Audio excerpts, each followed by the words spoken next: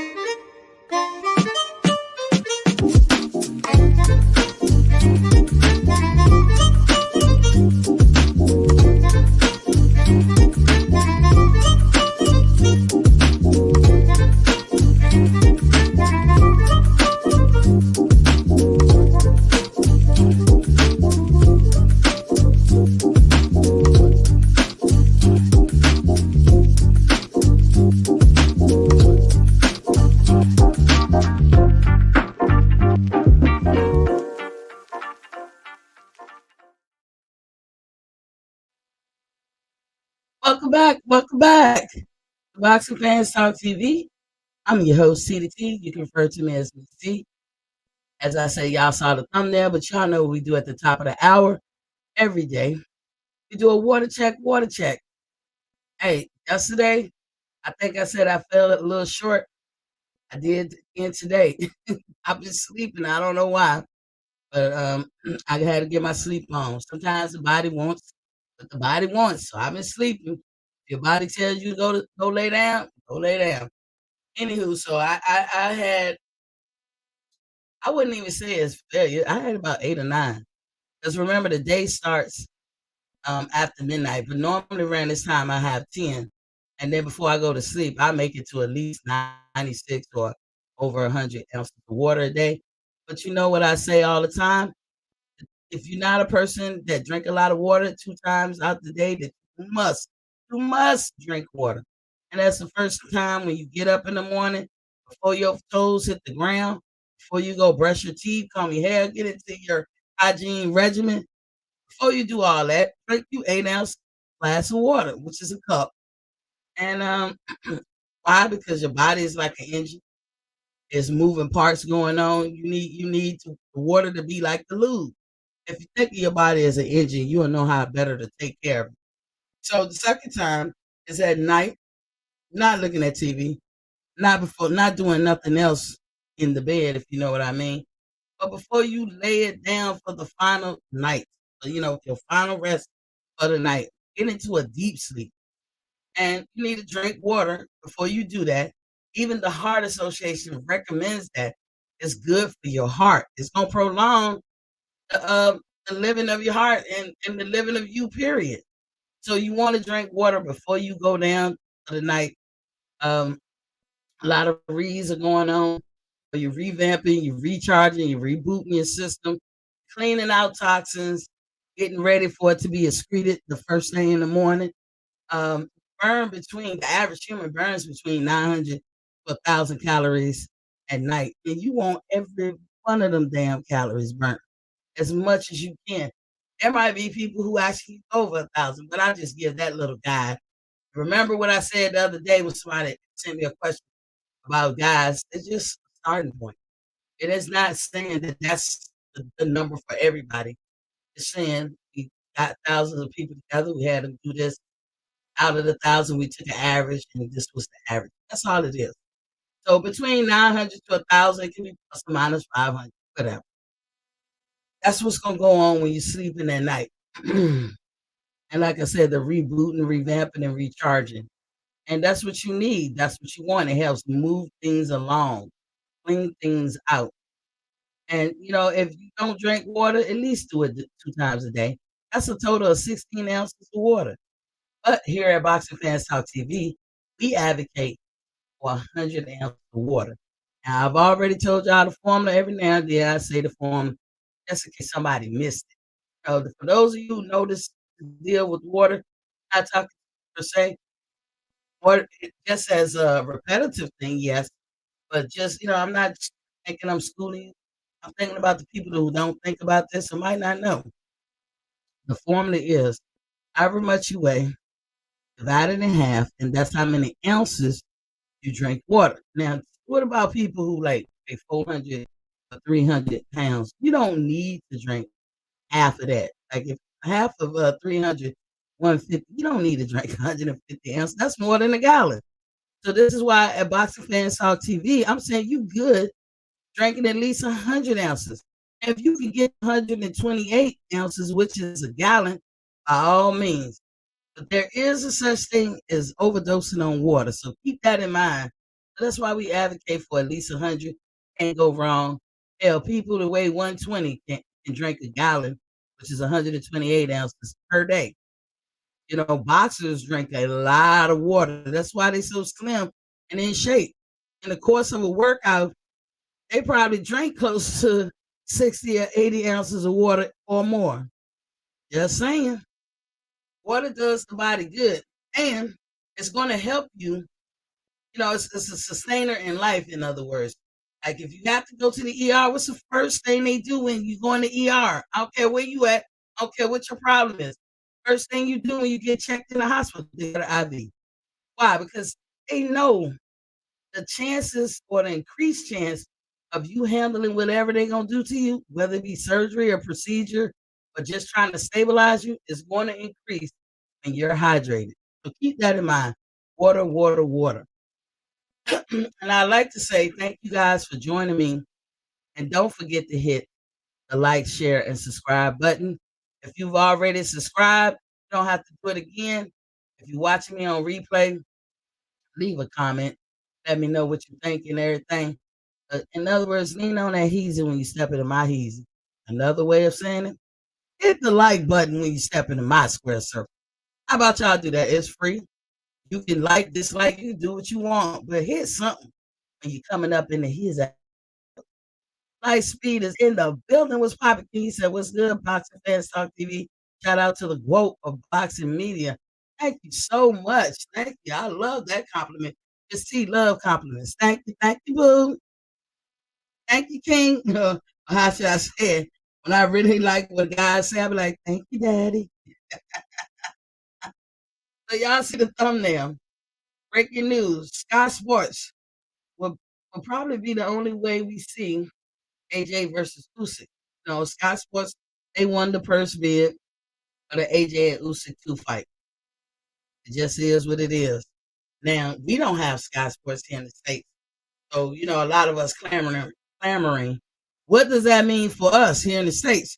A lot of us who want to see that fight. I'm saying us, I'm not a big AJ fan. I don't hate him, but he really don't move the needle for me. But I know he's an important figure in boxing, and he was the unified champion to Usyk unasked him of them belts as of September last year. But finally this fight gonna happen. You had the war situation in the Ukraine and Russia. Well, it was in Ukraine, but they were fighting Russia, and so that put a damper on things or whatever. But I remember I reported weeks ago that the minister for sports in the Ukraine, or they call it the sports secretary or something. I don't know what his official title is, But the guy who heads that up for that country, he has made allowances for combative fighters to return to their craft or their career. He has made that allowance, and I think it's on the strength of the pending AJ and Usyk rematch. I think if Usyk did not win against AJ last year, I don't think that the minister or whatever his title is of Ukraine would have advocated or allowed for them to come back, because remember, they called on all men from 18 to 60. I mean, hell, when you if you said 18 to 30 or 18 to 35, I'd be like, oh, okay, whatever. This motherfucker surpassed 35 years old. He was like to 60. That shows you their desperation, or not. It don't have to be desperation. It also can show how important this situation is for their country. It's an all hands affair. And after 60, for the most part, you know, you don't be calling on nobody after 60. They already knocking on senior citizen door. You have some 60-year-olds that can do it, but I'm sure that they were vetted properly, even if they went down there. Like I could see a 55-year-old going down there to the recruiting office, and they was like, "Nah, bro, but I appreciate you coming in." You know what I'm saying? It's case by case. But they didn't put that overall. The overall message was 18 to 60, and that spells out Usyk, Postal, Lomachenko's, I think some other UFC fighter, and all of the guys I just mentioned, except Lomachenko, they didn't have to be prodded. They rushed to join. Before the question could be asked, we need all hands. They already rushed to join. So somebody like a Lomachenko, and I'm gonna talk about him later in the show. His shit, the view of him in this situation is a lot different from the other three. And so the boxing fans are happy that we finally gonna get this rematch. I've been asking a long time, like, really, the sanctioning bodies. Not that I care either way. I would be pushing, because I don't believe in I wouldn't want Usyk to lose what he earned. In other words, those belts. But it's not just about Usyk. I'm thinking about anybody in that predicament. The boxing sanctioning bodies, they're not at war. They're not at war with any particular country or whatever. They might be in competition with each other, but they're not at war. So why would they cause their life for somebody else's war? Especially when giving them belts up and having them turn over is where the money at. So I was like, how long are they gonna wait? And when you just look at the whole thing, because boxing is an arduous sport and it's hard to gain achievements, and each country should be proud of their boxers that do have achievements. The minister or the secretary of Ukraine was like, they gave them that wiggle room, they gave them that out. So finally, we get to see AJ and Usyk. Like I said, ever since last year, Usyk moving up from cruiserweight, where he was the undisputed champion. He defeated AJ, a three-belt unified heavyweight champion, and AJ had the IBF, WBO, WBA. And they did this on September 28th, I believe, last year. The boxing fans been waiting on the rematch. That's an actual fact. Now we know they have been the mitigating factors, no legit factors, holding the fight up. That's why everybody go off the deep end, and that was the war, Russia and Ukraine. Also, we now know that like I said, the minister, he's on board with it, and he gave that wiggle room to everybody else. And that's why I say Lomachenko, who is a Ukrainian citizen, who has been called to the war, who did hesitate at first. He didn't know if he was gonna do it or not, but it didn't look good. You know what I'm saying? The optics of it all. It didn't look good that he was hesitating. Made him look like a straight biatch out here. But Lomachenko has recently said he is ready to come back to boxing by October. You know, that makes my eyebrow raise, because you ready to come back. saying in October. So what the fuck you doing now? What are you doing to be ready to come back? Because he's supposed to be on the front lines, right? Or fighting. Maybe he got a secretary job. Maybe he's sitting at the Capitol next to the prime minister or something, pushing papers. So that's why I say it made me raise my eyebrows. Like, how you gonna proclaim that, right? We know that Usyk was sought after. They came after Usyk. Whoever it is they could be sanctioning bodies, the boxing promoters, whoever, somebody with some clout sought after the Ukrainian government and said, hey, come on now, this is holding up shit. We got millions of dollars on the line. Can you give this woman a reprieve, let him come back? But being fair, they're not going to just let him come back.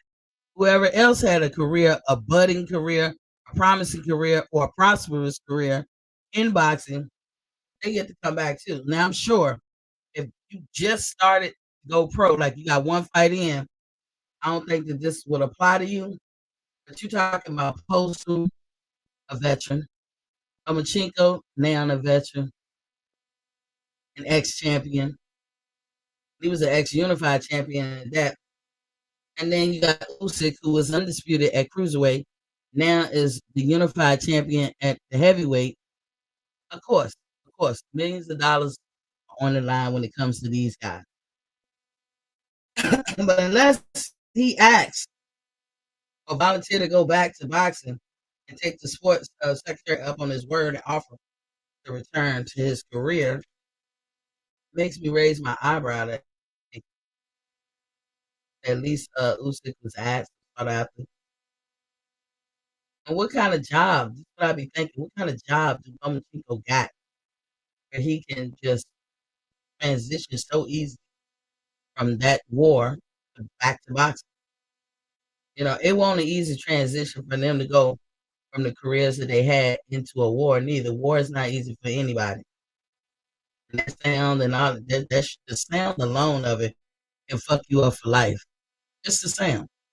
Being that close proximity to guns blazing and bombs going off and shit like that will fuck you up for life. So if it raised my eyebrows, I'm sure it raised a lot of people's eyebrows. And as I said, AJ and Usyk is going to be on the 20th of August. Sky Sports won the rights to this fight that's taking place in Saudi Arabia, of all places. Right, of all places. Yeah, my boy DJ said that's going to be on ESPN then. I hope so. I don't know how that worked exactly, DJ, but I guess that sounds logical to me. And they doing this to a tune of 20 million, either it's euros or pounds. I don't know which one, who paying who, because we know Europe is a European dollar, so to speak, but England kept their autonomy, so they still use pounds.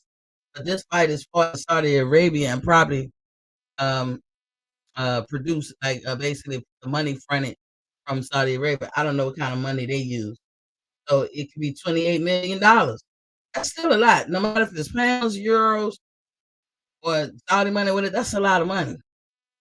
If you look at it like dollar for the U.S., of course, with the exchange rate changing every day, I don't know the exact number, but it's close to, if not more, $28 million.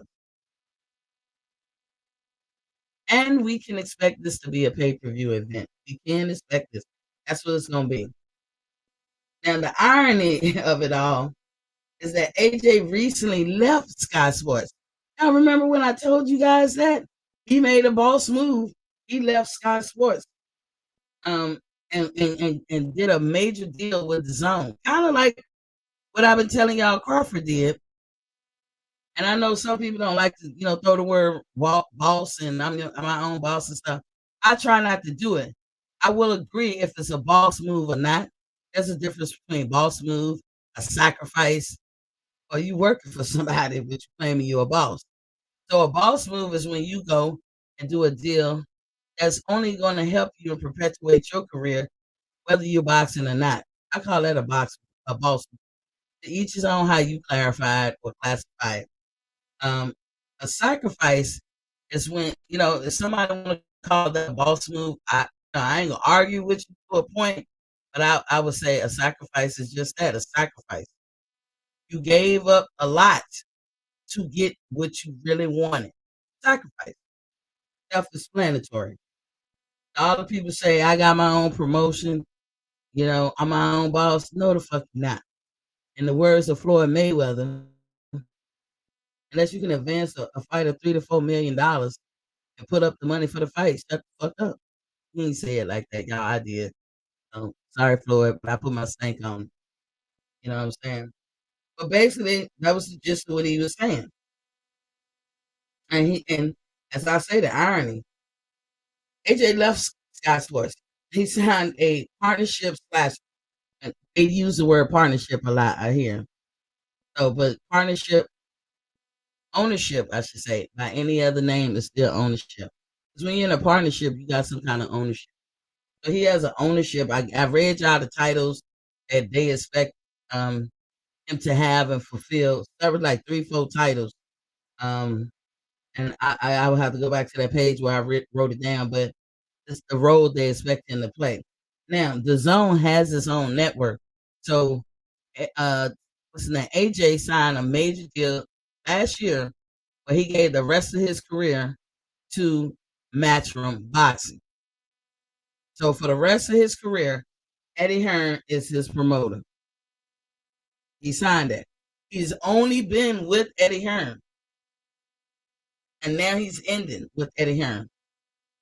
Now, is people gonna get in line and say he crazy or dumb or call him top ranked Toby or something? I don't think so. But that's essentially what Bob was doing. And AJ feel like Eddie, talking about Bob was doing with Terrence.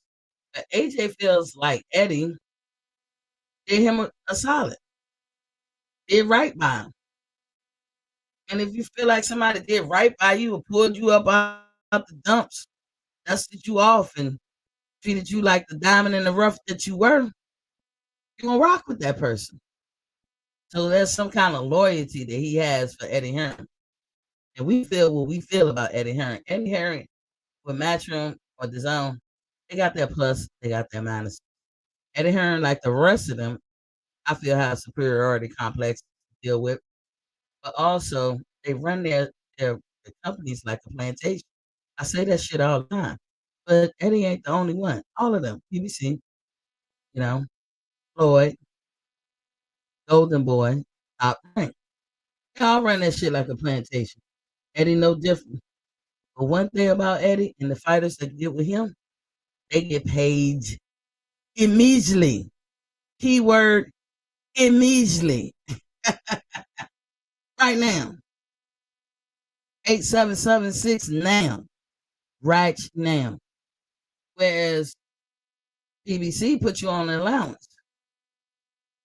That's how I see it. That's my opinion. But I grabbed that opinion from what their fighters say.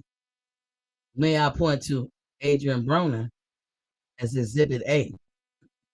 I'm not going to show a video, but I'm using Adrian Broner as Exhibit A because he's the one that said they gave allowances.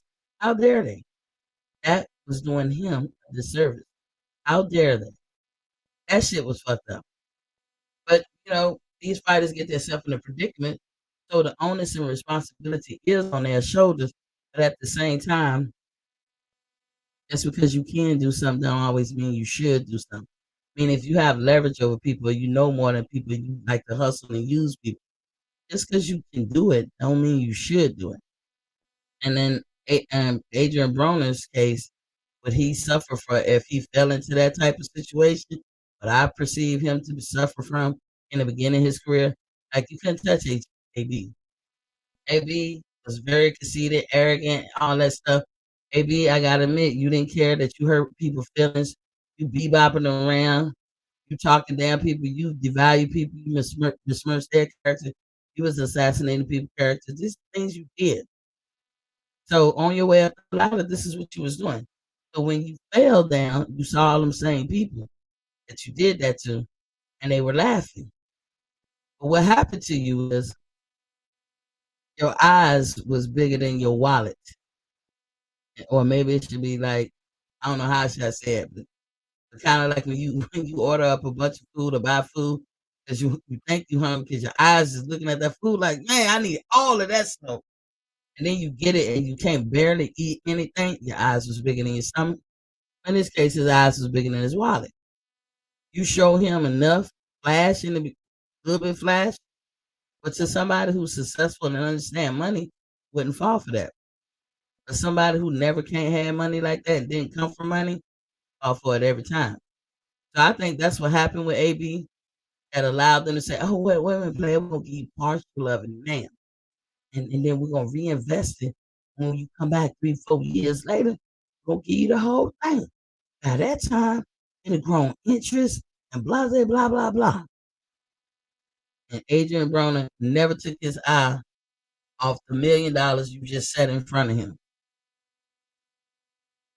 So he forgot about the $4, 5, 6 million that you owed him. So they did AB, who was a cash cow, who is a draw, who do bring casuals to the yard, so to speak. And they did him like that. And they did all of them like that. Most of them. We know they didn't do Deontay like that. But they could have done Keith Thurman like that. That's why I say when people say Keith Thurman asking for too much, $10 million, I be like, explain why is that too much?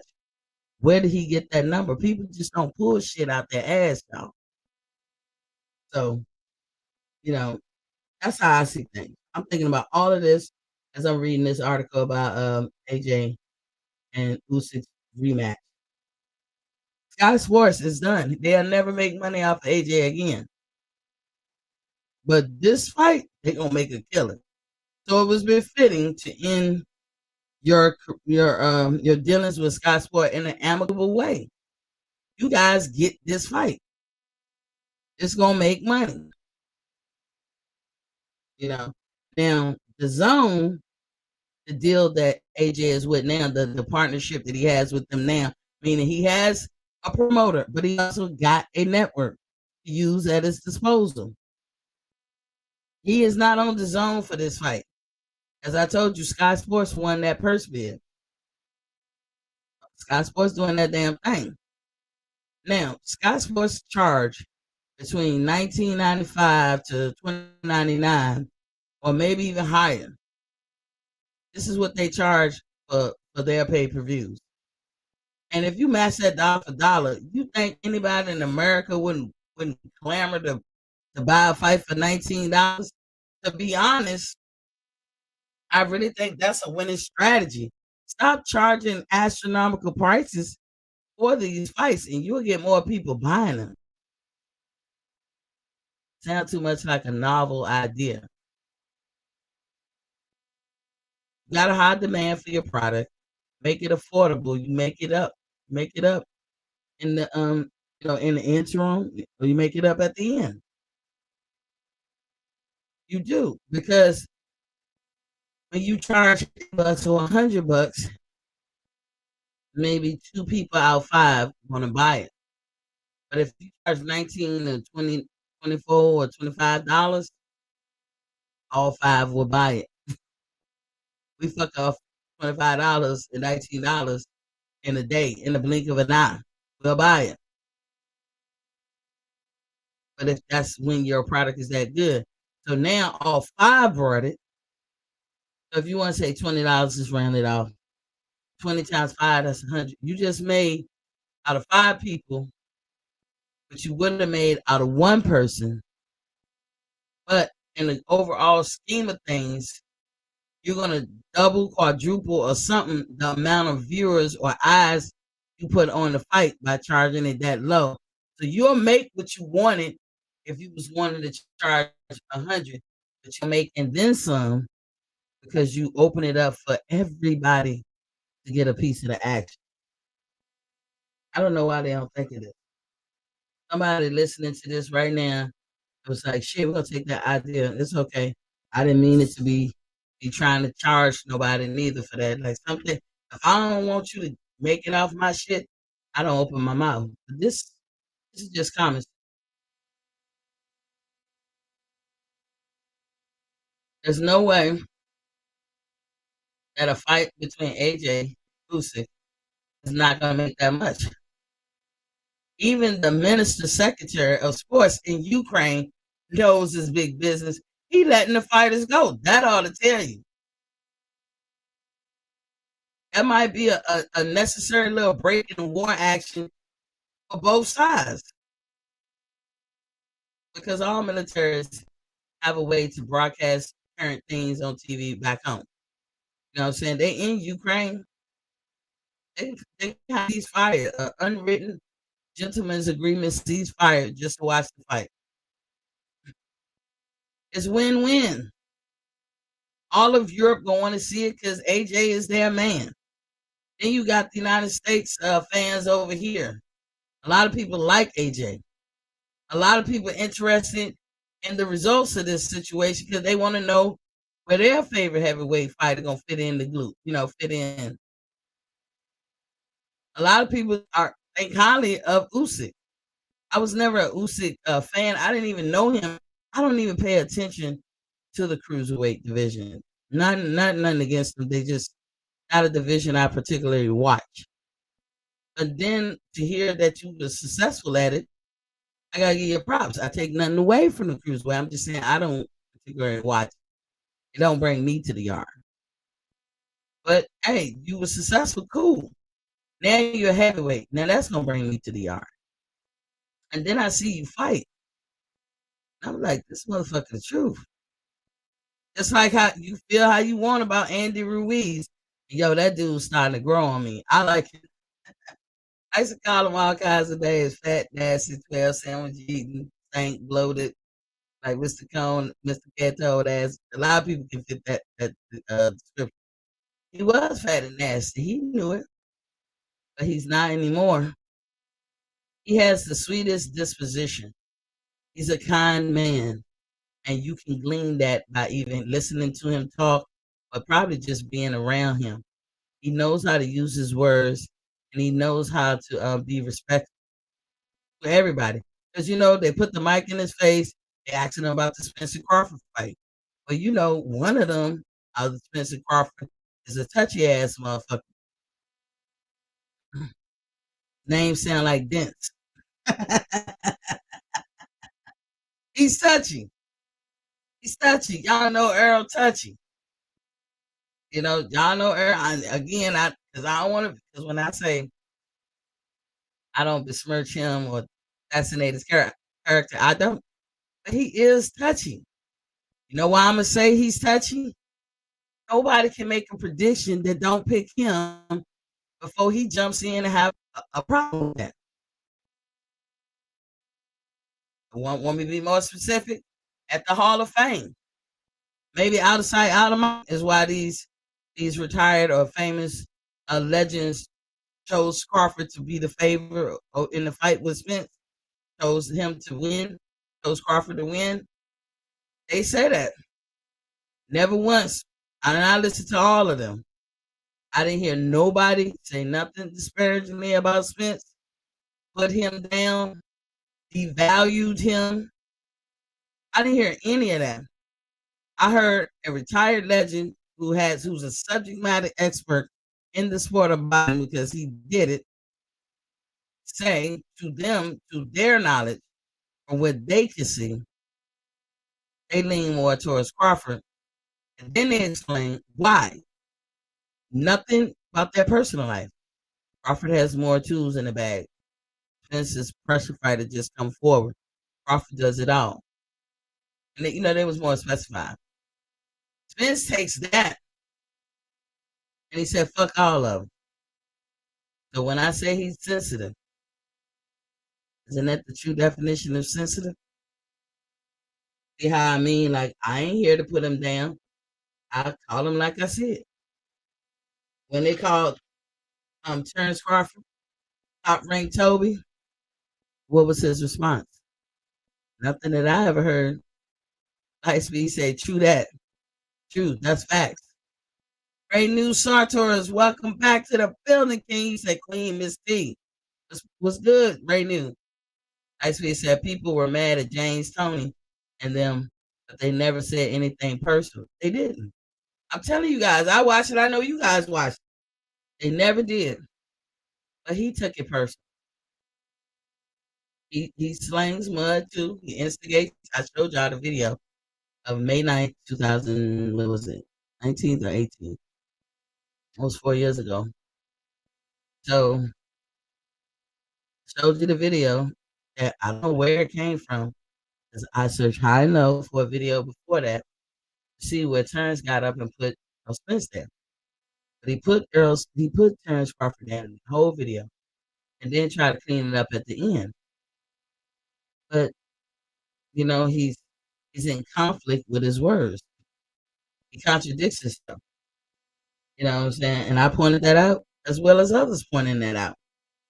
We all point that out. Like, look, dude, look what you're doing. He did all that. Terrence Crawford never came back and said nothing to the equivalent towards him. Never did. Iceweed said facts. His response was more out of line than their comments. Yeah. Omac. Omac said something about, stick a mic in his face, ask him his opinion, he gives his opinion. No different than what Derek James did. Derek James and Earl, they do put Terrence down. But even see, I was like, you know what? They're in the same weight class. Have at it, fellas. But Derek James gave his assessment of Terrence Crawford. Wasn't flattery or whatever, but he was just, they asked him, so he answered. No problem. Terrence Crawford never responded to that.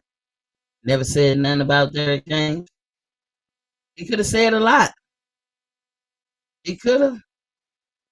Just for the record, when people are quick to point out your flaws, point out theirs fucking flaws, because they got them too. You can call me whatever you want. You wouldn't be the first, and you ain't going to be the last. And as I always say in my head, they talk about Jesus. I'm nowhere near the level of Jesus. But I'm just saying, if they will talk about him, girl, who is you? Talk about whatever. Oh, they got you, black, whatever they want to say. You ain't going to change me. But are you done? Is it my turn? Now let me tell you where you fucked up. Let me tell you how you look fucked up. You know what I'm saying? I got you until you got me fucked up. But I got you until that moment. Then I got to really get you. Sometimes it just be in my head. I be laughing at your ass. That's good enough for me. I'm not Barbara Badass, but I'm just saying, in general, when I just brought up sensitivity, I'm talking about the AJ and Usyk fighting. See how that damn Spence and Earl shit can get you sidetracked? Woo! Woo! Got to be more careful out here. That shit can get you sidetracked. But basically, yeah, he says it. But the zone will start televising AJ's fight after the AJ and Usyk fight. You notice how I said after. And for AJ, I'm trying to figure out how many fights that might be. I'm saying, remember, he signed a global partnership with the zone. And ownership, partnership, same word. They kind of one and the same to me. So that means his next approximately 10 to 11 fights. And remember, AJ just went on. He just rolled away all the way out for his career. He signed a deal with Matchroom. Eddie Hearn will always be his promoter. I don't think he's interested in getting out of it or whatever. But to throw icing on the cake, he did the partnership deal with the Zone, and so the Zone will be televising his fights. So never let it be said that AJ is clamoring and hurting for a goddamn network. He got one, and it's called the Zone. And we know AJ has always fought on the Zone, but that's because Eddie does his business on the Zone. Now AJ make money whoever owns the Zone. Every time a fight go down on the Zone, AJ like, cha-ching, cha-ching. And I say that about somebody else we know. I'm going to be careful not to get sidetracked, but I said that about Terrence Crawford. He fights on Introbox, a.k.a. Valley Sports, aka the old Fox Sports. Everything BBC, that was their network, Fox Sports and Showtime. Now, y'all pay attention to these PBC fighters, how they always just say, well, PBC is just with Showtime. You notice how they say that? You think that's by design? You think they happily left or was forced to leave? Like, did they happily end that contract or that affair, or was they forced to leave, or they got kicked, made to kick rocks? But even when you listen to AJ, he'll be like, "Oh, I just fight for Showtime," but it used to be Fox and Showtime. That's what PBC fought for. I'm sure it's out there. I haven't gone and looked to see if PBC lost his contract with Fox, or was the contract coming up, and they just, you know, Fox didn't want to re-sign with them, or maybe they don't want to give Fox no props because in order when you do that, you give it Terrence props. Because Terrence did the same boss move. All this Michael Canahan and MTK Global missed me with all that shit. That is not true. It never happened, as far as I'm concerned. I know who he signed with. The people who own those entities said he signed with them. So that's from until he hasn't come out and debunk it. Y'all know how I feel. Unless Terrence Crawford say it out of his mouth or Earl Smith say it out of his mouth, I'm gonna have to take it with a grain of salt. If I'm guessing, I'm gonna say I'm guessing, speculating. I think, I believe, I hope. It's nothing wrong with saying those words before you spit out whatever type of information you have. It don't make you less credible, but it's giving you that wiggle room just in case you're wrong. And I'm not afraid to say I'm wrong. You ain't pulling no woman card over here just because I come back and have to say I'm wrong because I'm not perfect. I already know that. But I try to do the best I can. I don't try to be perfect because that's an unattainable goal. Ice Speed said, don't get me started because I have a problem with how Derek James' whole camp answers questions. Derek, the Charlo brothers, and Spence. Yeah, you make them eat their words is what you do. Like with Spence, not Spence, but Charlo be like, he ain't did nothing. He ain't do nothing. He sensitive. He was being sensitive in his feelings because Terrence like, I want Earl and then I want to get Charlo. Now, any of them, Earl, Charlo, name a fighter who's in the predicament that Terrence is in, will say the same thing. I do want to be undisputed at the weight class I'm at now. When I do that, I want to go be undisputed at the next weight class. But the next weight class is you, Charlo. And he's a WBO champion, so he can make a beeline straight to you. And you pissed about it? Just tell me where he did something unorthodox, something you won't ever do. Because now you got belts, you undisputed. It remains to be seen what you gonna do with yours. Are you gonna drop your belts and move up to the next weight class? Because if you do that, you do realize by your logic, I'm using your words and Spence, you ain't shit at 160. I don't want to hear about 154 because you ain't that's the past. You don't get no privileges, no rights. You can't stand on no soapbox at 160 because you ain't got shit. You coming in somebody else's wheelhouse. So miss me with all the undisputed talk. Now I know y'all know Charlo. You think he'll be, wanting to hear like that? You think he won't want to live by those words? You ain't never gonna forget, as far as he's concerned, he's the undisputed champion. He's also a person who complains about not being on the pound per pound list, pound for pound list, which is crazy to cry about the shit because all you can do is it's subjective. I can have a pound for pound list that don't include none of y'all. You know what I'm saying? None of them. But it's just mine. That's the operative word, mine. But if he get, and I hate to use it. I know I hate to say this because I know they don't want to hear it. But do like Bud did. Bud didn't like the fact that they was lowballing him on the pound for pound list, the top entities or whatever. So Bud accomplished goals that you put before him. the little roll barriers you put. Hey, if you beat Kell Brook, hey, you haven't seen him for anybody. If you beat Sean Porter, and then when he do it, what is it now?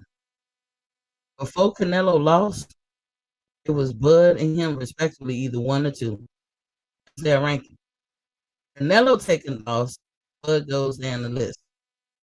Where they do that at? Bud didn't lose, Canelo did. You know, but here's some more barriers. Well, if you do this and this, that, and other, that's why Bud stomped and jumped up and down at the end of the Porter fight to be like, I done told y'all, motherfucker. That's how I took that action. But it is what it is. AJ is making moves like Bud. I wonder if they talking to each other. Sir Aunt Bo is in the building with Papa King. Says salute, Miss T. Salute to you, sir. D Young is in the building too. What's poppin', King? Said the lovely Miss T. Salute, Queen. Salute to you, D Young. AJ 64 said ESPN pound for pound list is biased, so nobody care about it. Yeah, they don't, AJ. Some people do though. The Charlos do. Don't they cry about it? Don't they cry? They should. Jamel should be on the pound for pound. I can't say where he could be because right now I'm gonna look at the first two or the first three, and Bud is in that. Bud for me is the top one. He better not be lower than three, but some people they got him lower. I mean, but he'll hear, well, I could have Bud higher if he do XYZ. And he'll do XYZ and be like, I told your punk ass, told your motherfucking ass what I could do.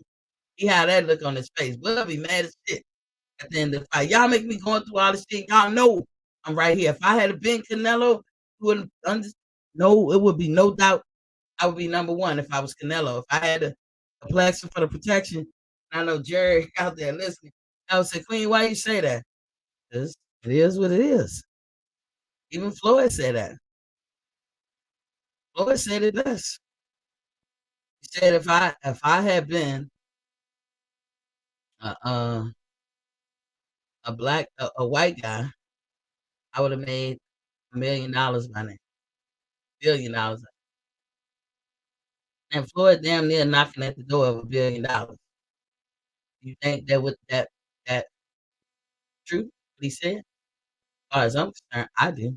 I can see why he say that. And this is the thing. No offense to white folks listening. This is what black folks go through.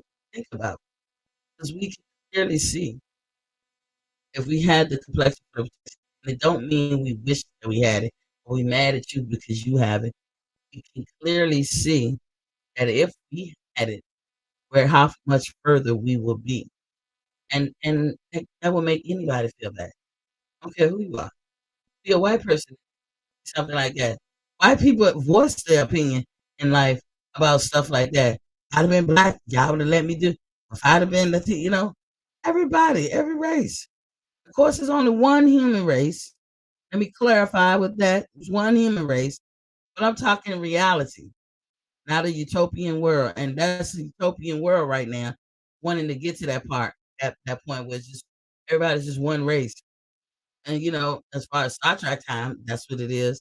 I kind of wish I grew up in Star Trek time. I ain't gonna lie.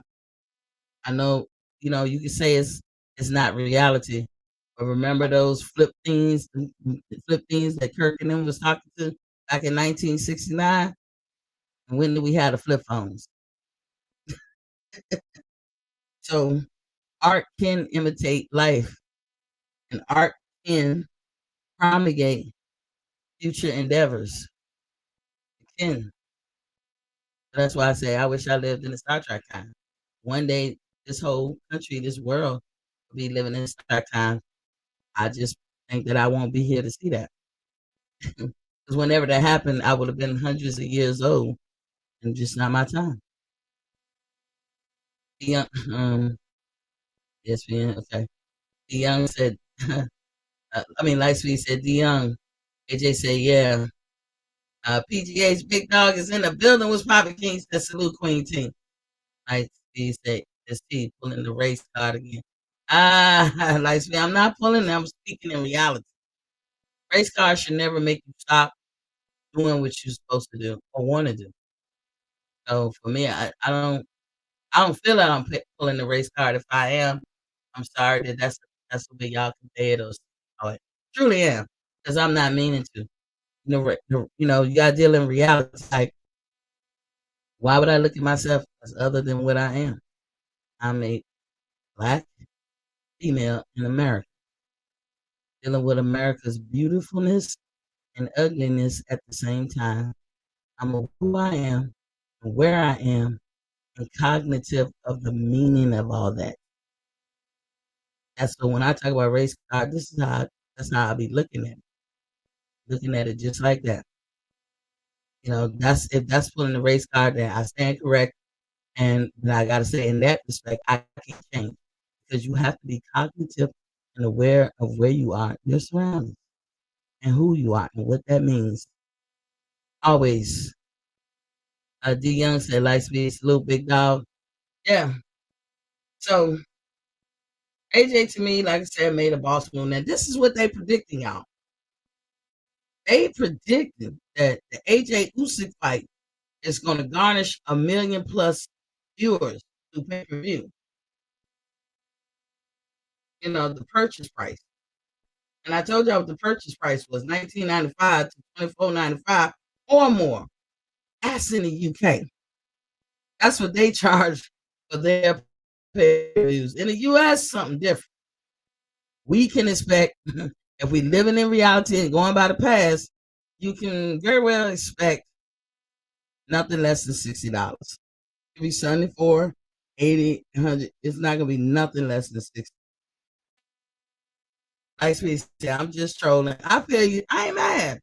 Even if you were serious, like Speed, I told you I respect everybody's opinion and how they see it. I try to clarify why I say what I say because I try not to pull stuff out my ass. And if I did, y'all know because I'll be like, I'm joking, or I'll be laughing, or I'll just straight up tell you, yo, I put that one straight out my ass. You know what I'm saying? But most of the things I give a concerted effort to think about, I'm not better than nobody. This is how I am. That's what I'm saying. AJ said, let's see how you feel about Antoine Russell. I like the kid. I gave him constructive criticism too, AJ. At one point, I think I did a show. I was like, nigga, if you don't comb that motherfucking hair, grease that scalp, do something. You cannot be an eyesore. It's not enough in boxing to be that great, to be an elite fighter. Not enough. You got to bring the boys to the yard. Your milkshake got to bring boys to the yard. I've been looking to use that. Shout out to my boy Cintos when he first did it on my show. He was like, man, I had all the ladies up here. He said, well, I wonder what milkshake brought all these boys to the yard. I was like, let me bow down. If you can use a song or a movie in your everyday conversation, I love to do that too. That's like a hobby of mine, or it's comedy for me. and to my surprise, a lot of people do it too. Like I do this with my mom. Some guys, some guys I talk to, we do that all the time. Like my best friend, one of the realest niggas I know, he'll say, if he call me, or even if I call him, this is our conversation. Baby, baby. He'll say that, or I'll say it. But if he start off with the baby, baby, baby, then I'm gonna say, I used to throw lips to the shit. Now I get. I ain't gonna even finish that sentence. Y'all know where I was going with him. Handle it like a real bitch. That's the beginning of our conversation. Every time we talk. Even if we say, hold on, I'm gonna call you back. Hang up, we come back. Then another thing, he be like, Captain Caveman, a bunga bunga. And I be like, hey, daddy, we are straight friends. This is the godfather of my daughter. We straight friends. But that shit right there, you do it every time. So, just anybody who can incorporate a movie, like a scene in a movie, or a rap song, or what something that you've seen that you know everybody else seen, and incorporate it in your daily conversation. That's a To me, that's a form of putting together a colloquial phrase or term. Because a lot of times it's gonna be some colloquial words used in it. I love that shit. It's hilarious to be able to use it because that phrase or that word was so profound when you saw it or heard it that it stuck with you and you couldn't wait to use it in your everyday life. So, he needed to grease his scalp. I know I got off on that, but I answered in the beginning. Well, Antoine, I wasn't happy with his hair. I expressed that on my show. Wasn't talking about it. And I swear, the next fight, not saying he per se took my advice. At that time, Batman, God rest his soul, used to come on to a lot of folks' channel, and he was like the unofficial brother to the Russell clan, and so he probably had more contact with them. And he listened to everybody's show. He went to everybody's shows, and he said his name was John Page, rest his soul, um, rest in peace. He probably got back at him and said, "Yo, man, the YouTube community is like do your fucking hair." And then Russell Antoine probably said, well, Dad, that's what my dad been telling me all along. God rest his soul. We know he recently passed.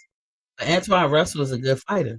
He won't go nowhere until he, stop not hygienically, but grooming himself.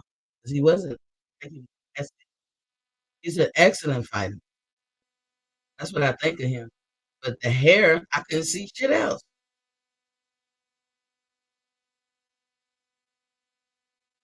I couldn't see nothing else.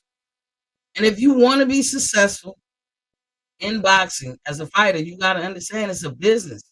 What type of business? Entertainment business. What type of entertainment? Combat. But there's certain factors, mitigating factors that can exclude you from top level shit or include you. And the first thing first, this style of not combing your motherfucking hair, I don't fucking know where it come from. If you ain't gonna comb your hair, put a hat on. You know what I'm saying? So it is what it is. But now the culture being what it is, they make everybody take their hat off. Even women got to worry about it. There was a time, ladies and gentlemen, that it was proper etiquette of a woman put her hat on. You never made her take her hat off, no matter where she went. Times being what it is, if you're going through the TSA line, you got to take that motherfucker off. You're doing this or that, you might have to take it off. So it's never cool to not comb your hair. But like I said, if you just went into the corner store or out and about, maybe you went to the barbecue down the street, put a motherfucking hat on. But you on a boxing stage where thousands and maybe millions of people could be putting eyes on, especially if you're on an undercard of somebody's big main event, and you ain't gonna comb your motherfucking hair. God, what you trying to just sabotage yourself? That's the question I would ask. He's an excellent fighter, like his brother. I don't know if they quite on the level as Mr. Gary Russell Jr., but they up there. They're some good fighters. The last fight I saw with Antoine, he had just be postal. And if you about to tell me he about to have another fight, I think he is fighting somebody. That dude stay active. I'm a fan. I think he'll hurt a lot of people at 140. And I think they will strategically try to stay away from him.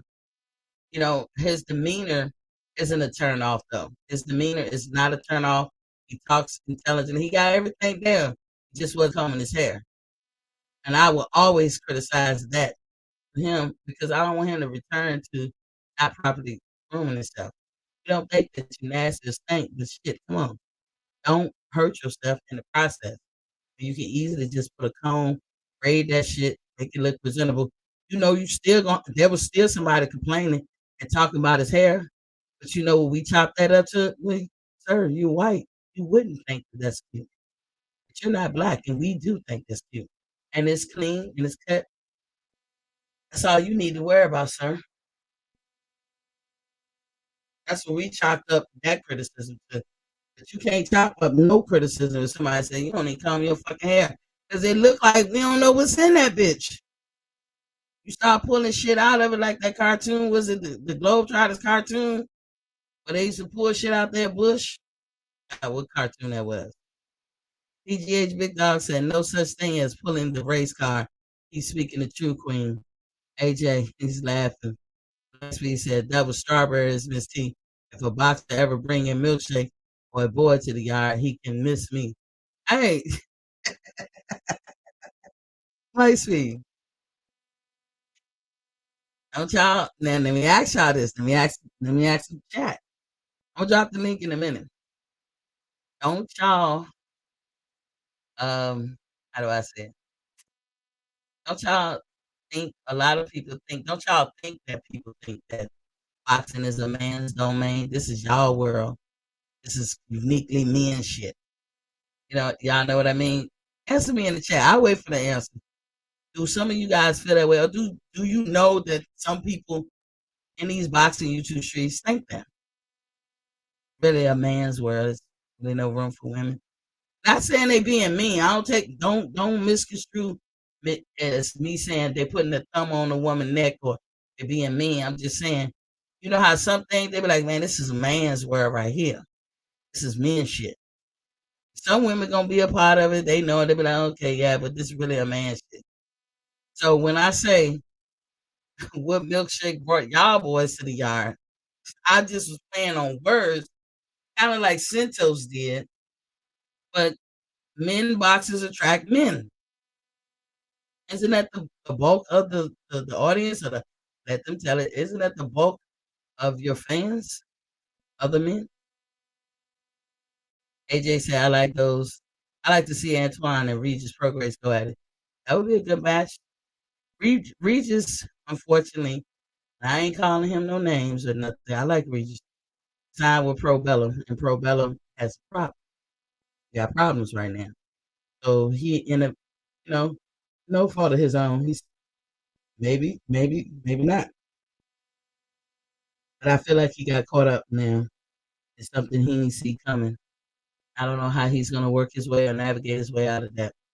He didn't do nothing, but sometimes by association. I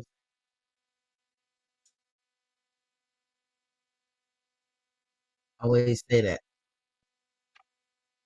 Uh, AJ said, "Rip Batman." Yes, yes, indeed. Rest in peace, Batman. That's what he was known on these channels. His real name was Page.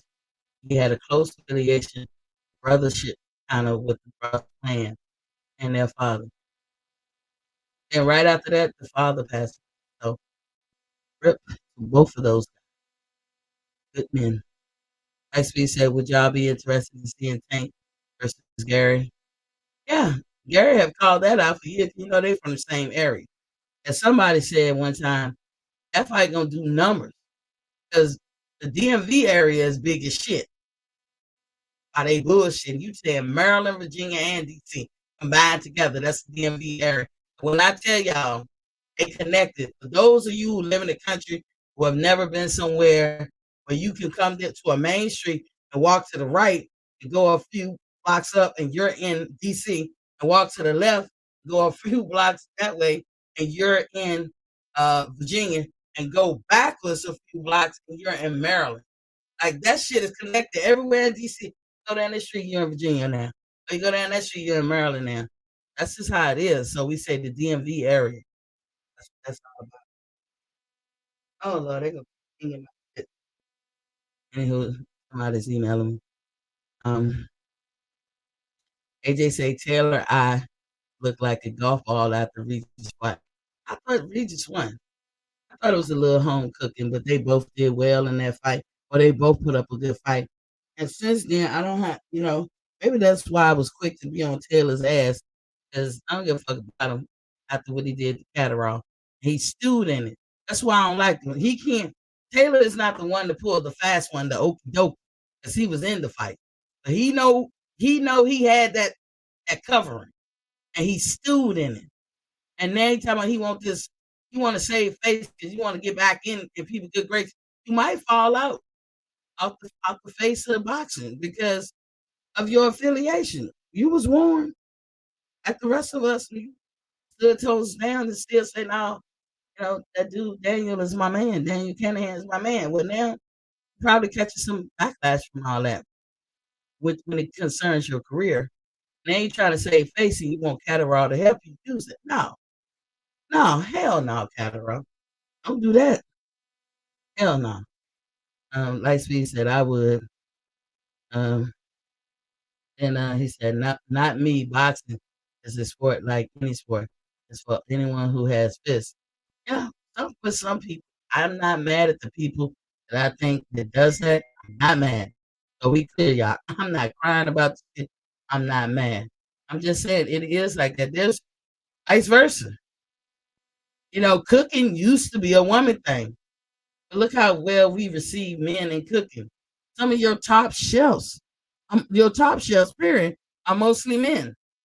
But I thought cooking was a woman thing. But see, we don't put no barriers and no pampers on. We don't be like, you can't come an hour. You know what I'm saying? Now, where we do put 10 toes down and be like, nigga, you really gonna follow my lead on this one, is when we call ourselves managing the home or raising the kids. We put our foot down and we feel like the man should defer to us. Just like the man can put his foot down and say the woman should defer to him. I'm not mad at either one. Because I don't know where that sound came from. Because I when it comes to taking out the trash, I definitely defer to men. You guys are the king, the leader, and all you survey when it comes to taking out the trash. And the funny thing is, that sounds like a joke, but it's not a joke. It's really not a joke. It's not. I'm laughing because I can imagine y'all say, "Oh, here she go." Honestly, ask any dude who I don't care if you're a kid. Any male that stepped across my threshold is now responsible for trash. Period. Else I'm gonna look at you funny.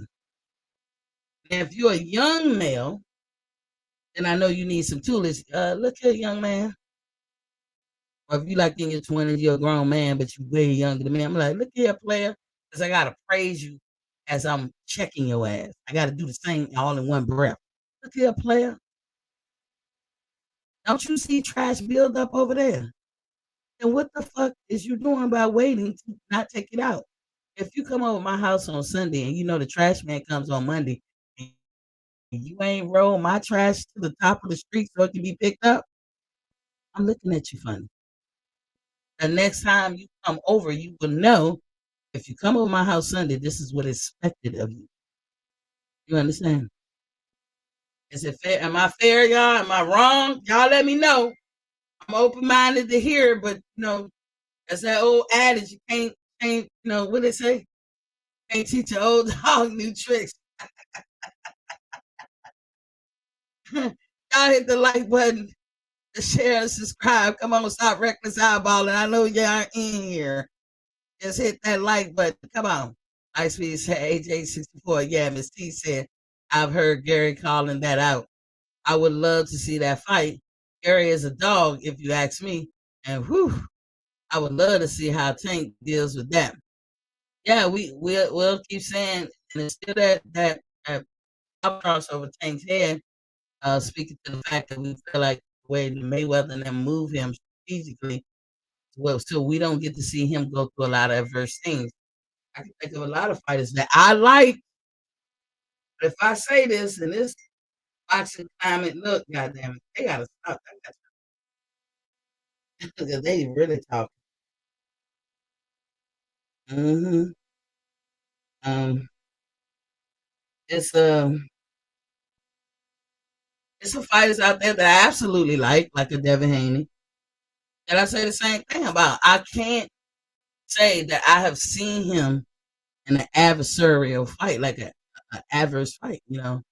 He had to always dig deep and challenge it. Like we don't get to see that side, maybe because he's making everybody look ordinary, but he's not even, he being real clinical, even when he can stun on the motherfuckers. So, but he's a young man and he got time. He'll figure it out, but you know, I've said before, Tank Davis to be undisputed at 130, 135, and 140. I don't know what he's waiting for. That was just what I've said before. Hey, hit that like button. Come on, y'all. Get them likes up. Get them subscriptions up. Tell your friends.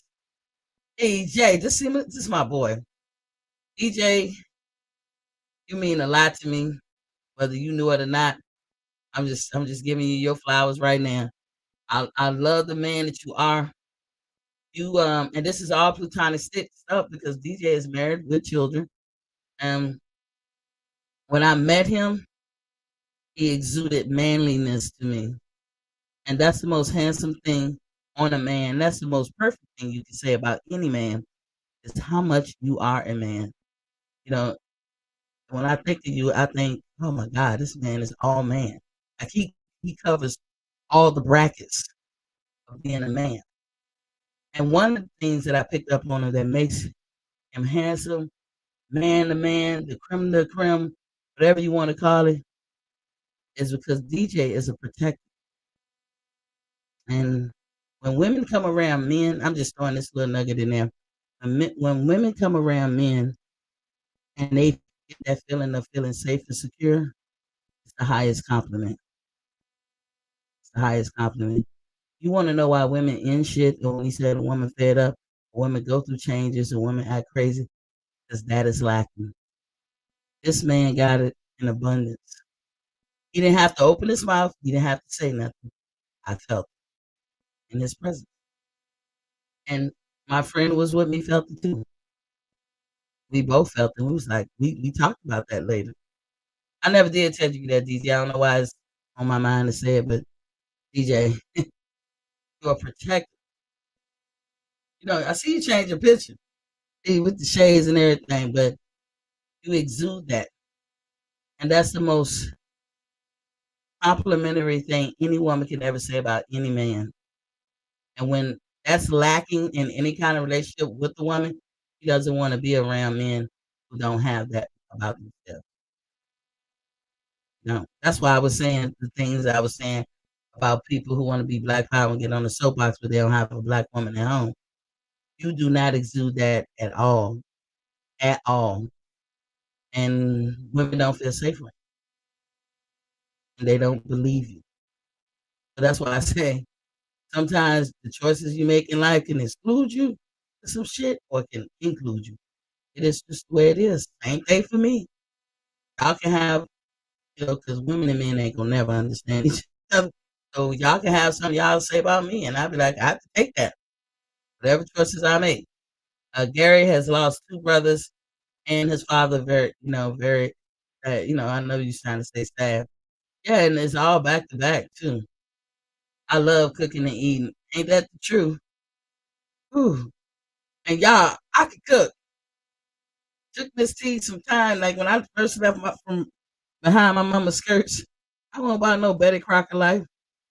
I took my kid. Call herself imitating me because every little girl you buy those little kitchenette sets or whatever, when every little girl get that as a toy. Mine's no different, but I got her a nice bougie ass one. And they had a whole Thanksgiving dinner, and you put the little things in the pot or the pan or whatever. They had sensors in it, so it made the sound that you hear when you cooking that shit. One day, and they had a microwave at the top. So one day, I was watching my daughter play, and she kept trying to put the turkey in the microwave. And I watched her. I was like, first of all, it don't fit. So who told her turkey go in the microwave? So your mama always take the time. Like once you become grown and have kids of your own, this is when your mama had that chance to stick it to you. Y'all women know what I'm talking about. 'Cause they be coming with some low key insults all the time. So I told my mama, I said, "Mama, I don't know why she keep trying to put the turkey in the microwave. I want to go up to her and correct her. But think about that shit, y'all. How crazy would I be to be running up to her trying to correct her? She's just playing. She's just using her imagination. You know, she's just like what 5 or 6 years old. She was just playing. This was a while ago. The girl ain't 5, 6 now. But I told my mama because I was concerned that shit was bothering me. And you know what my mama said? Y'all ain't gonna believe this shit. Vixen, she loved her. She loved. She got me on the close when a bloody professor. She said, and she said the grandma said that. That's what I was thinking.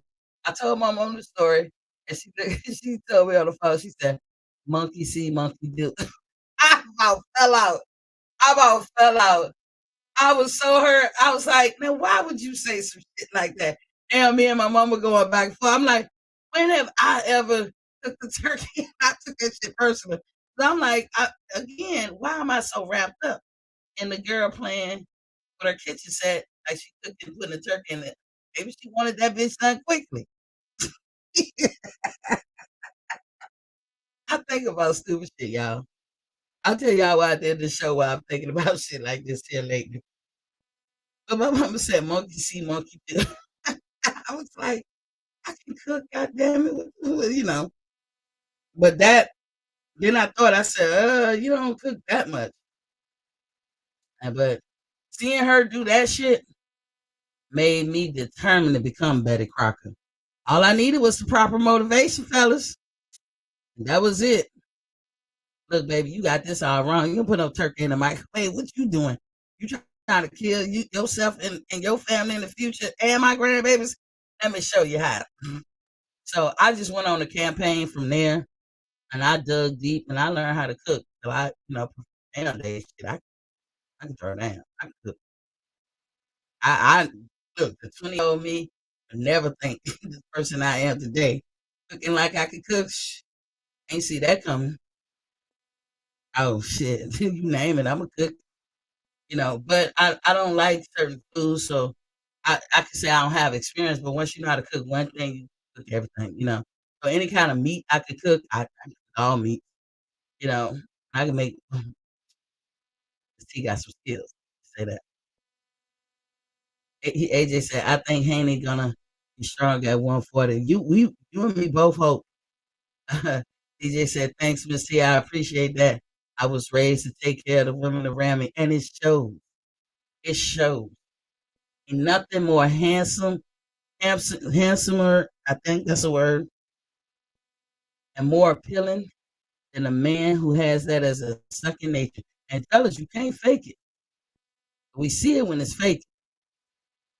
If you making me pause and feel like, you know, this nigga don't give a damn about me. I ain't about bit more significant than a master to a slave. If I start feeling like that, this is why I say black men who don't be with black women, you guys automatically make us feel like that without you even saying the word automatically.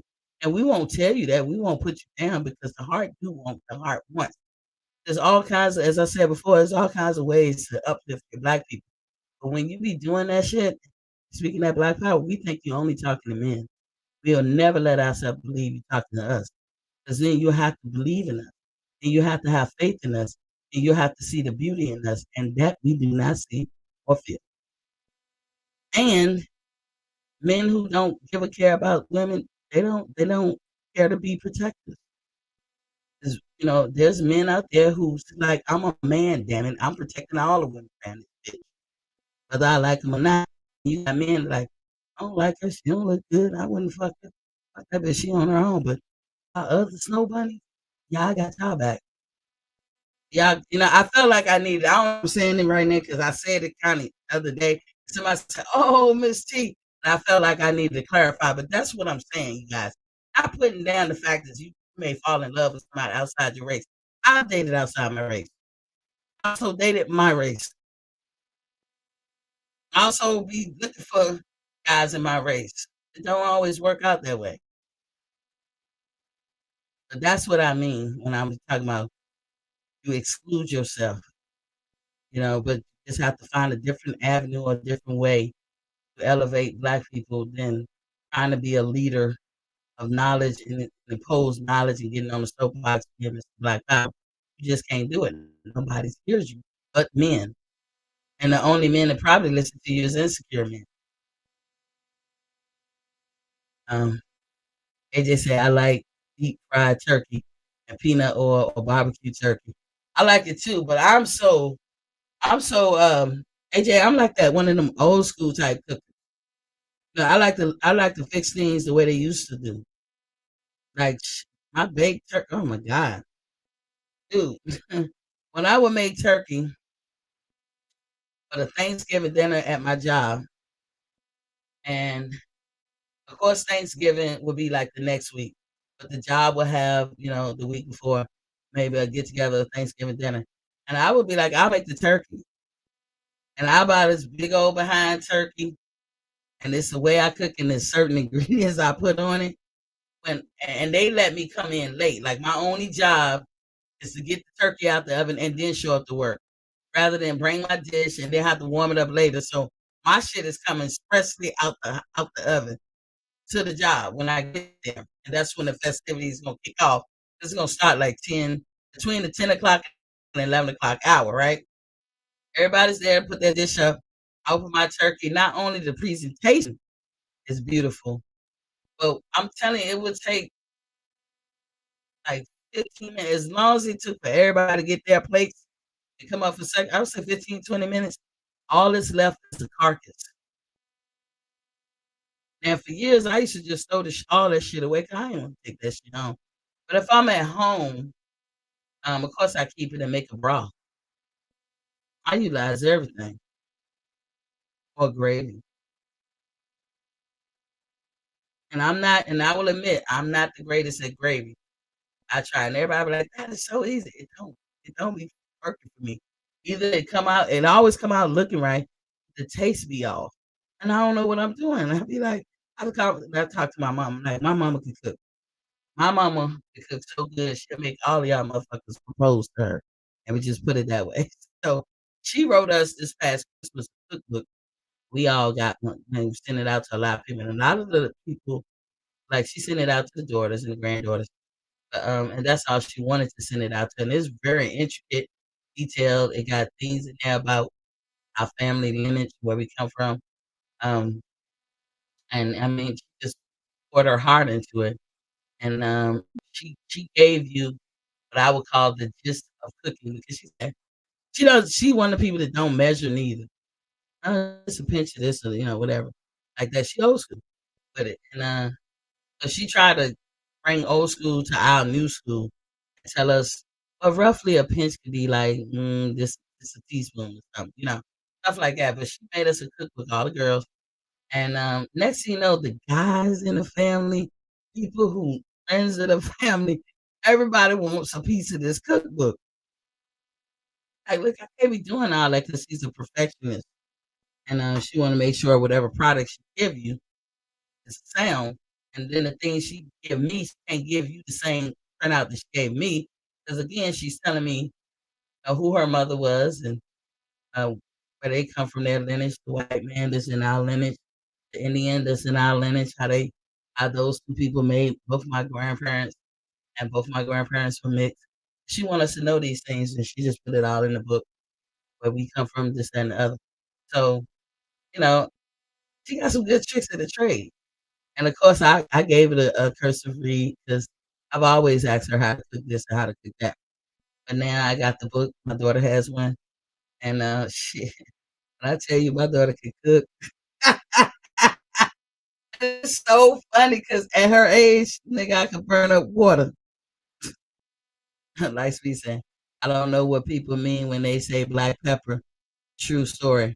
I believe in black power, and I back my shit up. I think we need to know the difference between black power and black hypocrites. Yeah, I mean, this is what it sounds like. If I peep game that you really don't care for black women, and there's choices you can make in life that make me think that. And I could be wrong. I don't say nothing. I just let your words tell on yourself or your actions. But if I peep the game, then automatically it tells me you're in it for the wrong reason. You're trying to have relevance. You want to be the alpha male, the HNIC. You want to be the manly man, and you want your peers, other men, to feel that that's what you are. You're hoping that black women will validate you. What we see is a hypocrite. Well, our ears actually shuts down. We don't hear nothing you say, like Charlie Brown teacher. And we see it as a dick swing contest. And we don't have dicks. We don't want to be in that. That's why I say our ears shut down. We don't care. You could be saying some great things. We don't care. It doesn't mean anything.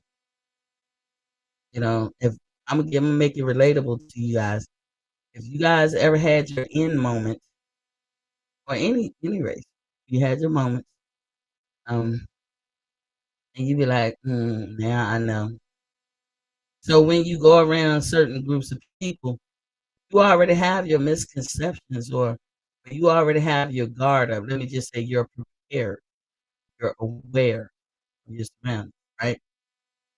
And until they show you otherwise, you assume or think that it's going to go a certain way, but you prepare for it. And you know why? Because you have no value in that person's eyes, or you're insignificant in that person's eyes. So tell me what that person can say to you where you all ears and leaning on that every word. I just related how women feel about that shit. I hope y'all caught it. AJ said that sounds even better. Lightspeed said sometimes people doing the most good in black communities is because they believe in black empowerment. I believe in this. America set the blueprint. We are all fools if we don't take them up on that offer. You ain't gonna change the blueprint. You ain't gonna change nothing. You don't have enough power. You haven't done enough. You ain't gonna change nothing. So if you want to master something, master the blueprint they put before us. Because if being fair on the up and up, it doesn't matter what race you belong to. That blueprint is for everybody. Everybody can gain. Now, when you're talking about people, that's the mitigating factor that either helps or hurts your trajectory of where you're trying to go. But the game, the blueprint, don't care. Race is not a factor. You know what I'm saying? Nice way to say, he laughing. We can agree to disagree on that one. I don't know what you mean by black power. I think that's a loaded definition. No, it's the only way that I can say it.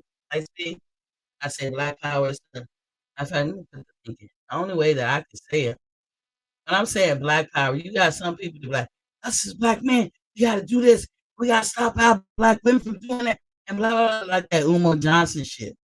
I affectionately named it black power. That's not a solidified, verified term. I say that. That's the only way I can explain it. Well, we got to do, the black man, we got to do this. And this is what's happening to us. It's blah, blah, blah, blah, blah. We're being phased out. Our masculinity is in question.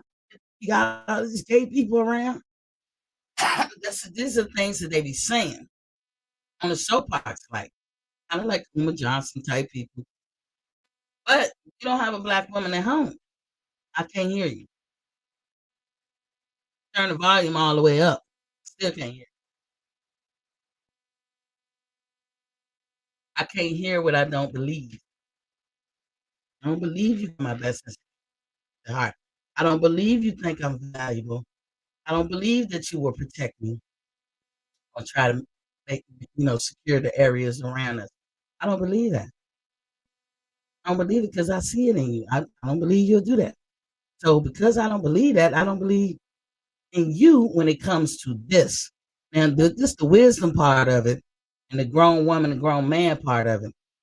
I can feel that way, but I can compartmentalize how I feel about certain things That don't mean if you start talking about other things or get off the Black Power soapbox that I don't think you're relevant and I can't break bread with you. I can still break bread with you, even when you on that Black Power shit. But just know that you're not reaching me. I'm not your audience. I'll never be your audience because I don't believe in you when it comes to that and that alone. Other shit, it's all good. He said, I respectfully disagree. Like, see, I don't even want to ask you no question. Like, why? Because I think I know why you don't. Why you do? I don't know, but it's up to you if you want to say. I think I know why you feel the way you feel. Like, he said, "Fuck Malcolm X and Martin Luther King." Oh, well, you can say that. I see. I don't have a heaven. See, a lot of people get mad at some statement like that. Nice people. I don't. I mean, again, you're a grown man. You got your perspective. You got your reason. I'm respect. Like we said, how dare they try to change the blueprint? Yeah, don't change the blueprint. Like we said, blacks will always be last place. How dare you on the basketball team?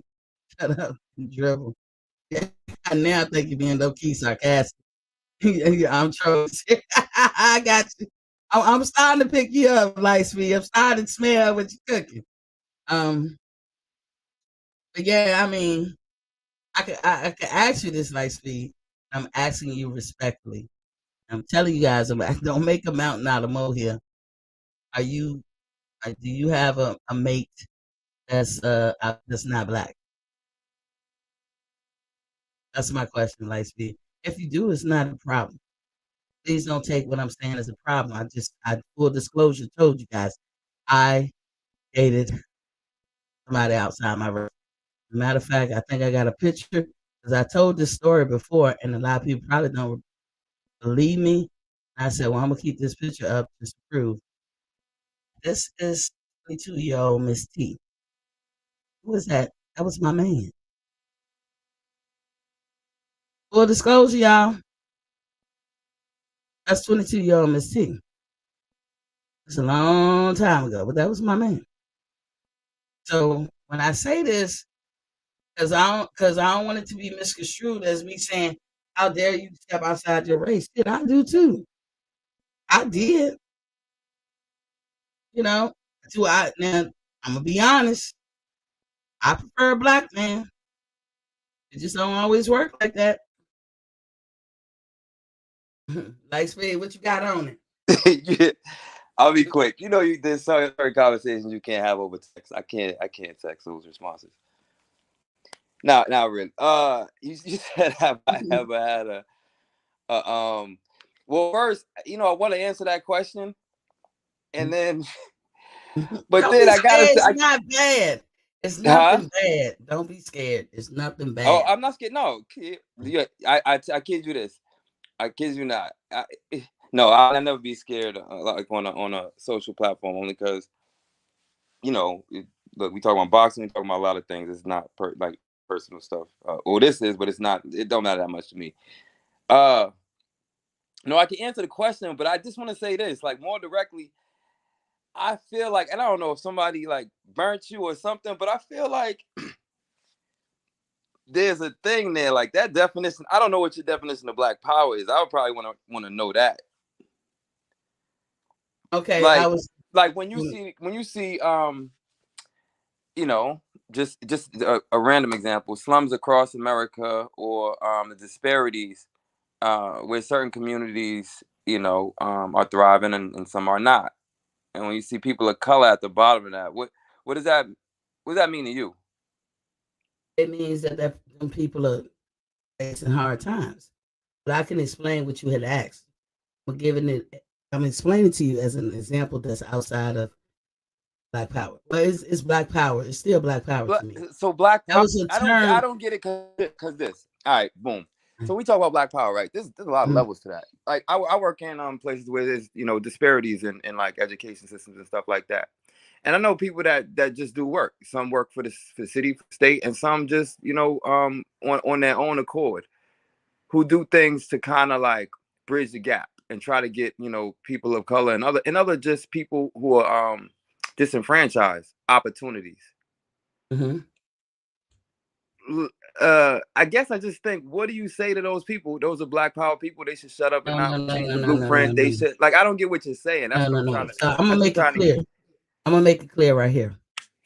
Are you familiar with Umar Johnson? I'm definitely familiar with him. And well, here's the thing. A lot of people talk about Umar. I'm My just level talking is a little about. I'm bit. just talking. My level is a little bit different because it's I, not like I can talk about him, but I've talked mhm. to him, and I probably still can today. So it's different. Okay, I know Umar. People talk about Umar. okay. I don't have. I'm not disrespecting Umar I won't Johnson when defend I him. You can say say whatever. this. I have no defense for Dr. Umar. You can say whatever you want. Yeah, Like, yeah, but I'm not the person. I'm not that person that want to devalue or put somebody down. But I do realize when you make statements, sometimes that's how people can take it. So I try to be real clear. That's why I'm talking about it again today, because I said something yesterday, and I want to be clear. When Umar Johnson, when I first, ran across him, I was like, wow, I was impressed. This brother be kicking knowledge. And I'm a mm-hmm. person who loves knowledge. Remember that movie Short Circuit when he said input, input? That's me Yeah. in real Okay. life. That is me. Okay. So Yep. so I'm listening to Umar. I'm rocking. I'm rocking. He decides to get on the soapbox, meaning you getting on the platform and trying to be a leader in respect of kicking this knowledge Definitely. and science, which you Definitely. are at this point. But you decide to pick a topic that to me was kind of controversial and self-serving and lies. And Yeah, but you that's what I'm fucked up. saying. Like, I don't Hold even on, like that's. Lightspeed. Hold on.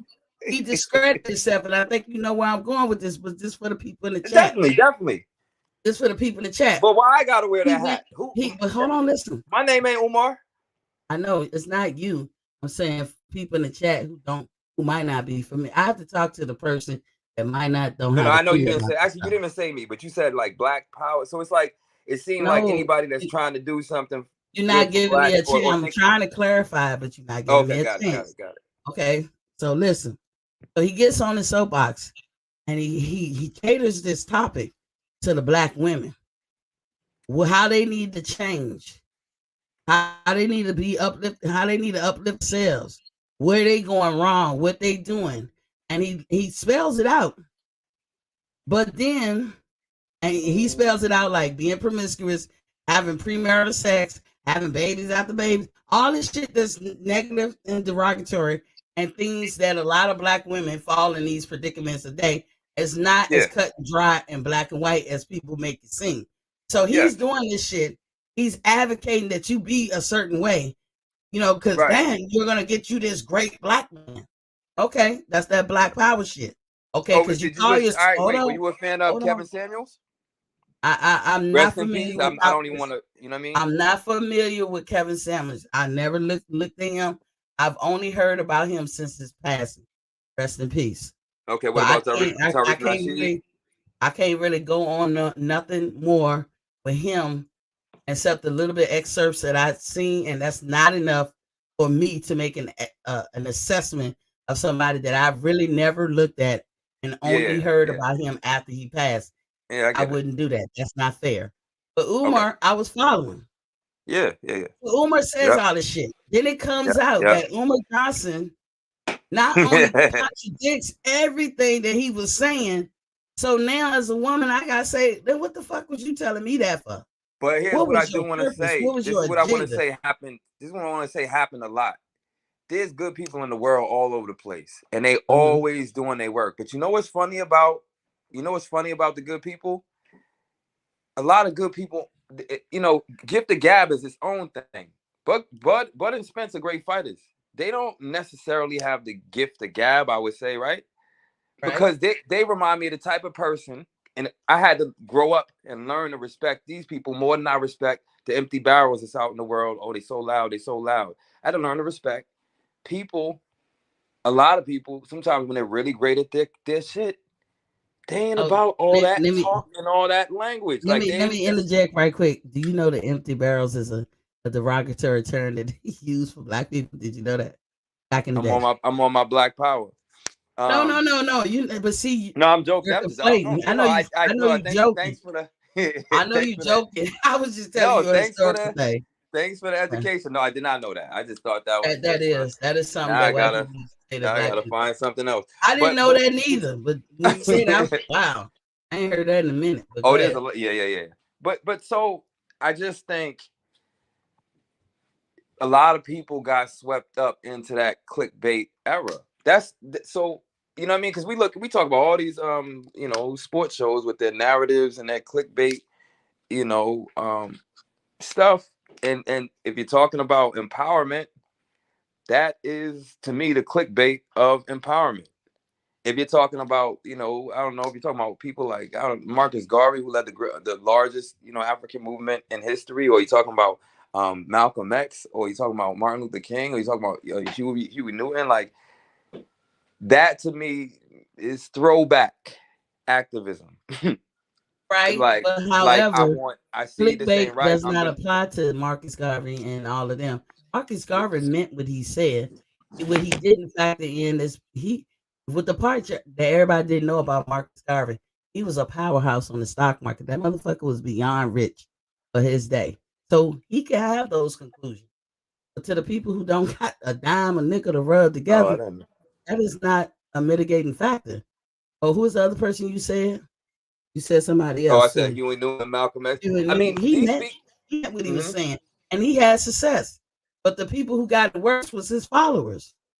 Well, he got it worse, so he spent a lot of time in jail. Well, I think he spent the rest of his life. I don't know. I didn't follow him that hard as far what happened to him at the end of his life, but I know he went to jail. But what he did, they introduced a lot of great things like the school lunch program.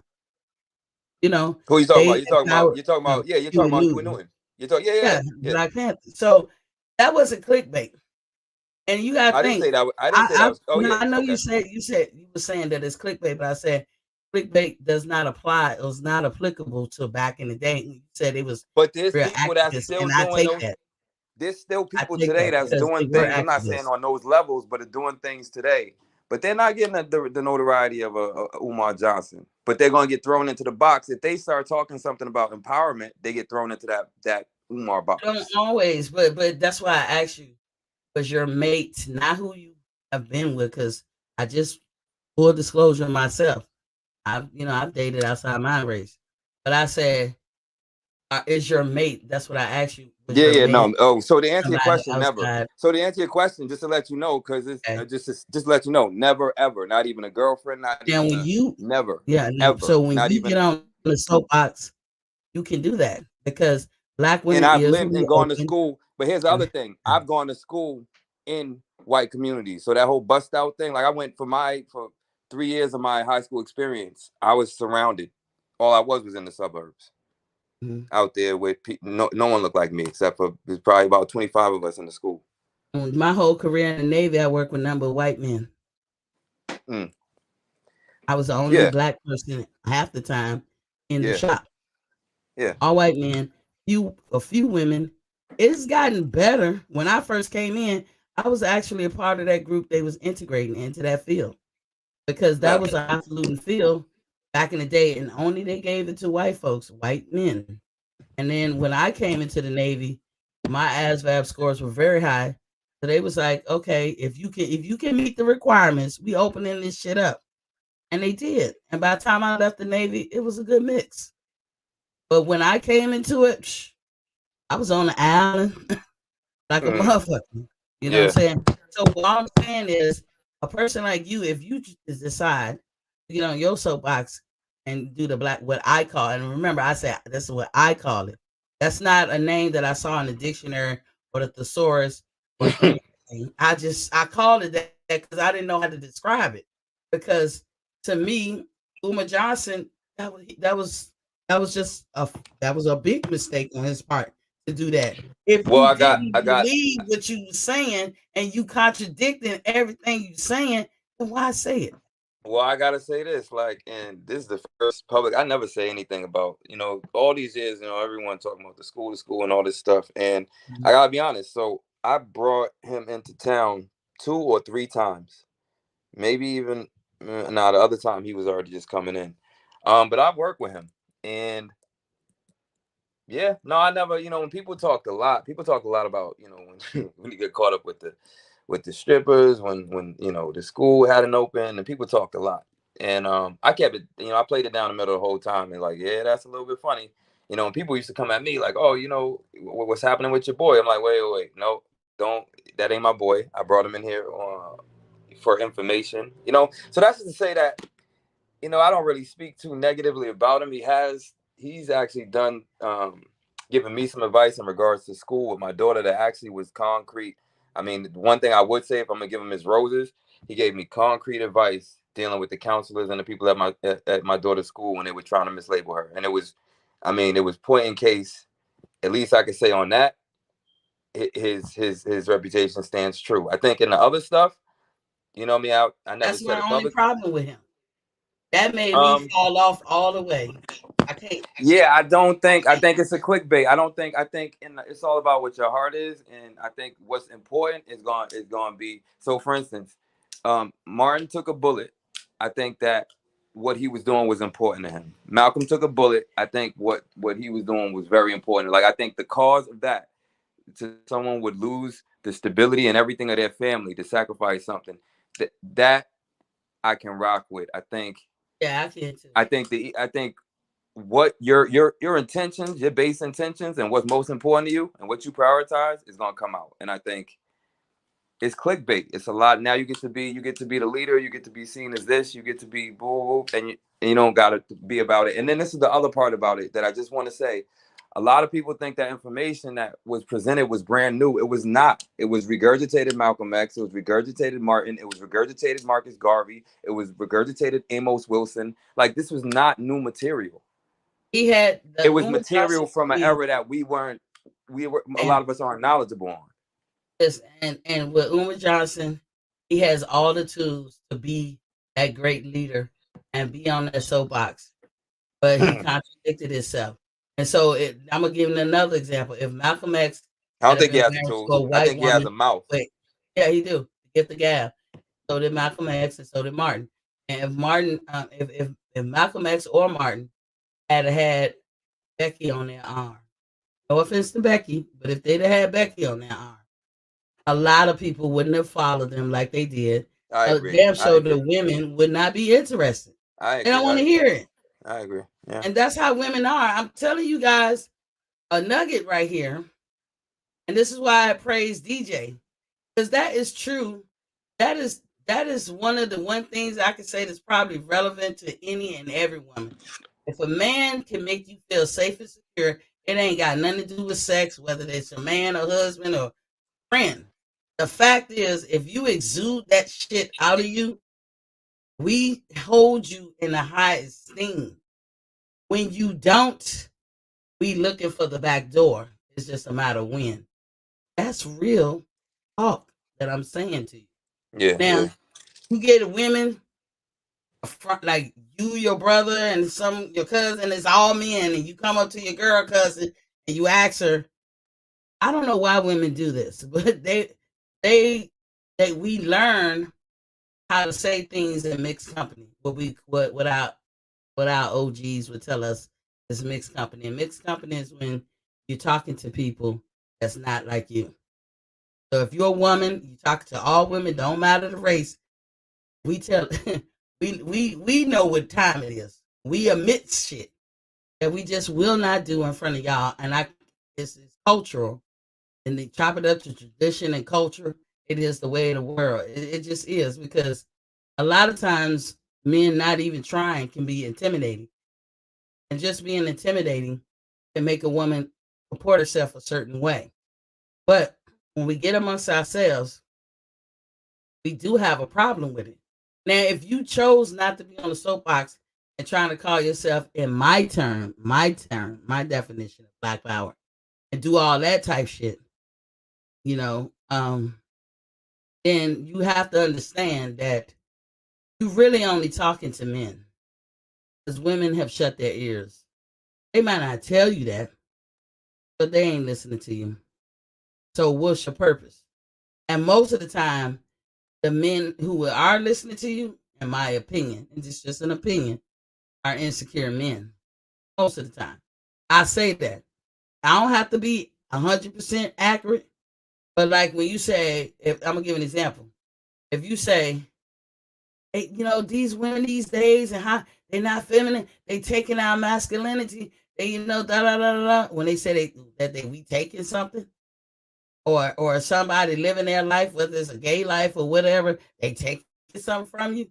That's what I say in my head. I might not tell you this because I don't need to say this to you. That's your belief, and you keep right on believing that.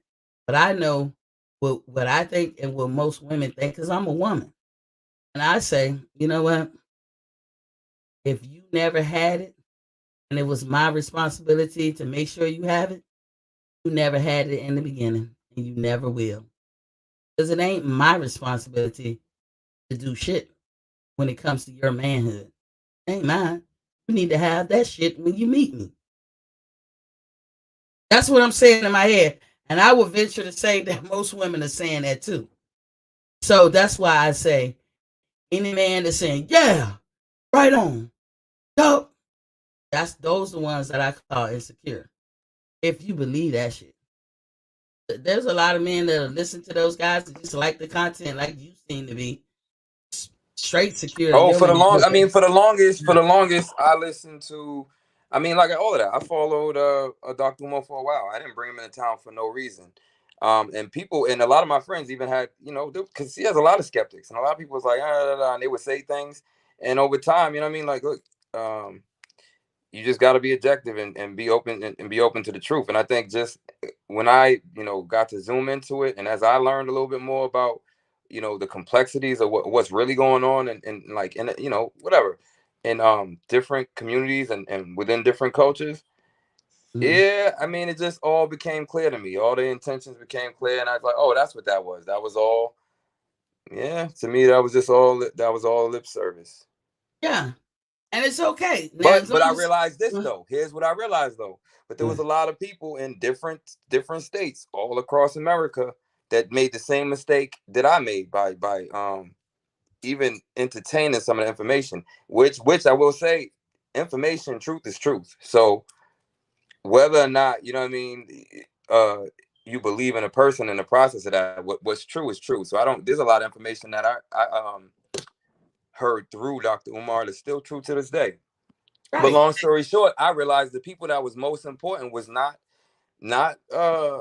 you obviously not Umar, but more importantly was all those people all across America that was trying to do things in that community and was only bringing him in to speak to the cause. You know what I mean? Like those Mhm. are real people. Those are real people who work in community centers, who deal with young black youth, who deal with crime and things like that, and they're trying to like build their community. So I feel like those are the real superheroes. So I think if we Yeah. get off of the clickbait people and just build up the people that's really just talking about truth, uh, I think if anything, those are the people we should be supporting and looking to. Those are the experts in our communities, not some you know Yeah. Oh, not some he's dude that put on. definitely a necessary. He's definitely a necessary tool, and people like him. He has a gift for gab. Like I said, he has a tool bag for that type of field. The problem is he should have stayed on target. He should Mm, have. Because when you put yourself in that limelight, you have to take the good and bad that comes with it. So what you never want to be is contradictory. You never want to say something and hype something and call yourself schooling people or telling people how they need to be, and then you turn around and you're doing the total opposite. That makes you a hypocrite. And yeah, people don't like hypocrites. I don't give a fuck what subject we talking about. People don't like hypocrites. Everybody is quick to say, "Oh man, you a hypocrite." I ain't. Think about how we are with hypocrites. You're a hypocrite, man. I ain't listening to you, man. Shut up talking to me.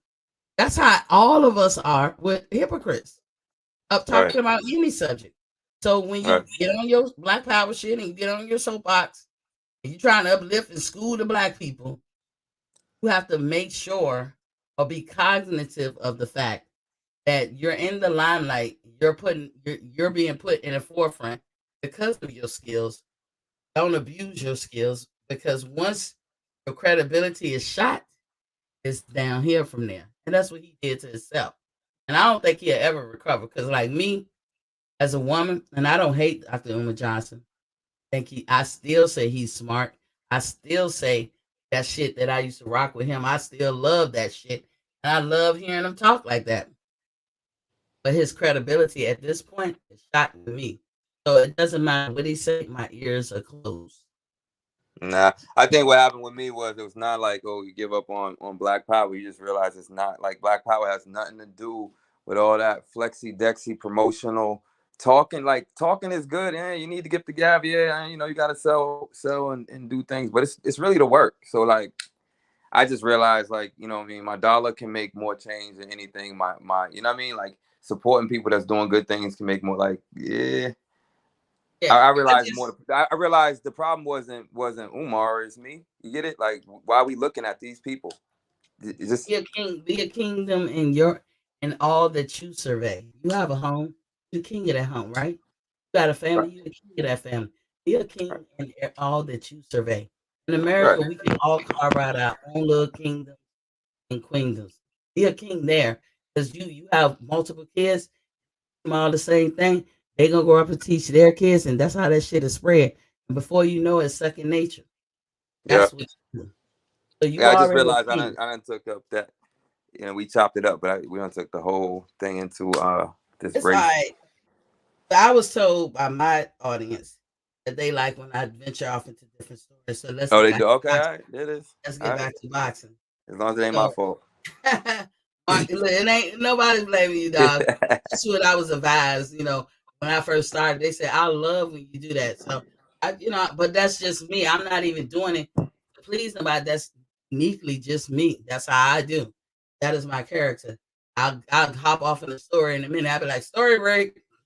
And sometimes it break up the monotony because you got to think most of the people that's watching you been watching all the boxing channels all through the day, and they're hearing this. Sometimes you're hearing the same things, and sometimes an interesting topic can come through. You can explore it a little bit as long as you know how to get back on track. So let's get back on track. Mark Maxwell, you know who that is? Maxwell. I don't know Mark Mason. I don't know. Oh, Mark Well, Mansell. we Oh, all he's remember. fighting. Is he fighting? He's fighting tonight or tomorrow? I think he's fighting this weekend. Tomorrow. I think it's tomorrow. I think it said July 9th. Let me look. I had seen I don't know if you follow, but I seen Boxing Gyms is doing a breakdown on that one, I think. So Or a fight. tomorrow, yeah, tomorrow, July 9th. Okay. July Okay. 9th, Showtime. So that should be interesting, y'all. That's a good card because you got people on that card that you're gonna want to see, and I'm gonna tell you in a minute. But Mark Maysell, we all remember him, the guy who fought Mr. Gary Russell Jr. earlier this year, where he won, where he got the victory, and what I will call is a controversial decision. And the reason why I call it controversial is because her shoulder and all, I think Mr. Gary Russell won that fight. Nevertheless, Maxwell got the victory. Now he is due to face Vargas, who is an excellent fighter. I don't know if you ever witnessed his fights, but he's a good fighter. And he's just as I tough probably seen him, as but I a don't know. he's just as tough as a Gary Russell. I mean, he got his shit, that he can work with and all that. And they're gonna be on the Chisora Pulev card this weekend. This is part of a Showtime trilogy. So Chisora and them is gonna be on they on their rematch. It's a rematch for them, and they're gonna be on the zone, live on the zone. So if you got the zone, you'll be able to see the Chisora and Pulev fight. But Showtime is going to show Mark Excel versus Vargas, I and have the the different zone. undercards with that. I have the zone. I will say I'm not the biggest fan of Chisora.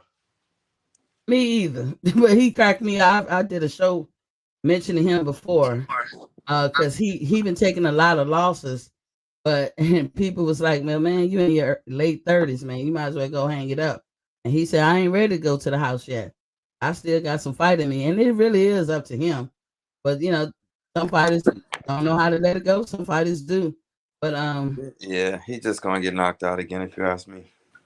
I mean, I don't even know who he's mhm. fighting. Maybe he'll win this one, but I just feel like it's going down that road because I just feel like with him, he's a power puncher, and I can't even say I studied his game like that, but I've seen a few of his fights, Yeah, and yeah.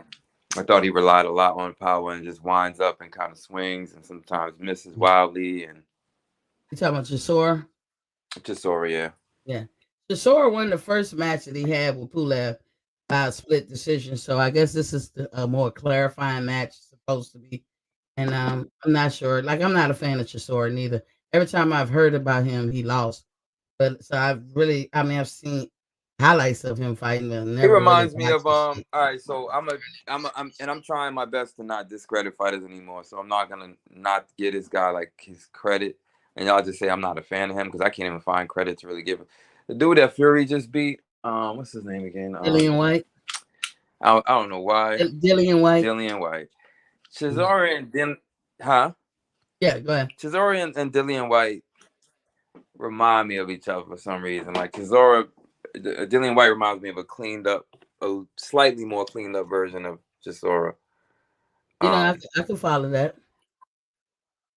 I can see yeah, why like you say it's that. not that their styles are the same. I just feel like sometimes they both throw caution to the wind and just rely on getting a big shot. Their bigness and power and stuff. Yeah, I can definitely relate to that. Maxwell didn't have a stellar resume before he won against this guy Seha. Now I saw that fight. That fight was good as a bitch because it was Seha's. Max say okay. Yeah, Maxwell. That was it was Seha's fight to lose when he lost because all he did was take off the gas. He paused and got caught, and Maxwell put it on him, put the hands and feet on him, and won the fight. But Maxwell was getting his ass whooped through that whole fight.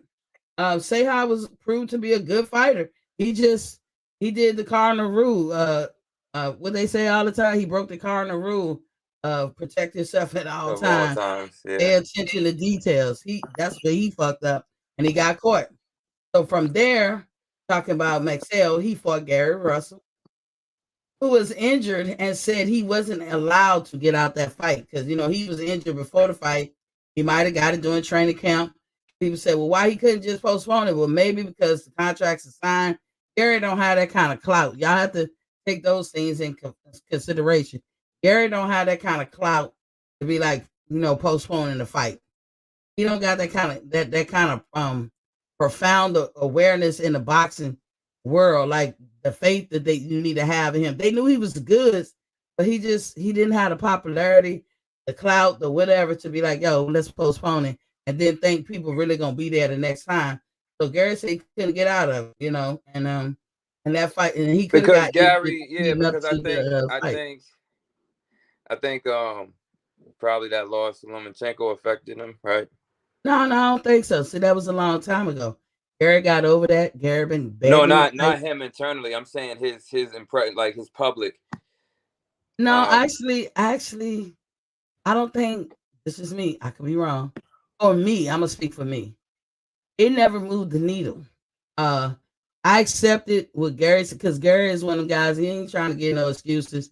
He just told what it was. He said, "I tried a little something different in training this time, and I shouldn't have did it. I won't do it again." He didn't blame he didn't blame nobody but himself.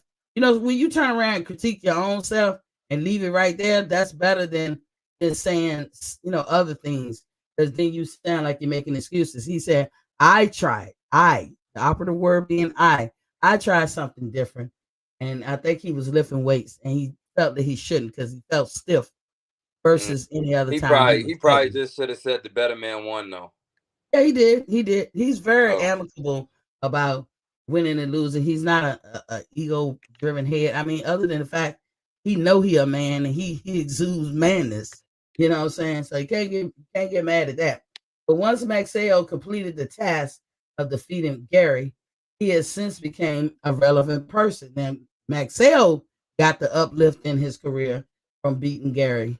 And Gary didn't take no down with spiral because Gary at the time was one of the longest reigning champions in the sport of boxing. I mean, he held that belt for 6 years almost, something like that, 6 or 7 years. Um, like I said, why? Because he defeated Gary. He ended his reign of being the longest uh, champion, holding the belt in our era. And Gary fight at 126, so did Max Sale, and I guess Vargas did too. And so Vargas is coming off a long layoff though. But however, and he had some losses. But however, he still has a lot of favor. That or he carry a lot of favor, which speaks to his caliber and style, the way he fights. They still thinking, Vargas can beat this guy. That's what they saying. Maxell caught favor because like I said, her shoulder and all. Gary won that fight, in my opinion. I don't see it no other way. So he caught favor, but Maxell tried to fight, and I wasn't terribly hurt, but I know he caught favor, and I'll say, in my opinion, Maxell caught lightning in the bottle. But that happens in boxing. I'm not mad at the man and all that. The only negative thing I'll say about Maxell, he's in what's his name, Pacquiao camp. He's one of the Pacquiao fighters. So is Isaac Cruz, and y'all know I like Isaac Cruz. But now it's their the way they act is on their shoulders. Just because you with Pacquiao, I'm not gonna throw you out with the bathwater. But if I start seeing some similar shit that I didn't like about Pacquiao, like your head start growing, yeah, I gotta throw you out with the bathwater. Mm. So that's what it is. Let me get some of Hey, these what did chats. you say about what was your opinion on the Usyk versus Joshua, like in terms of just the matchup and who you think is gonna win or who it favors?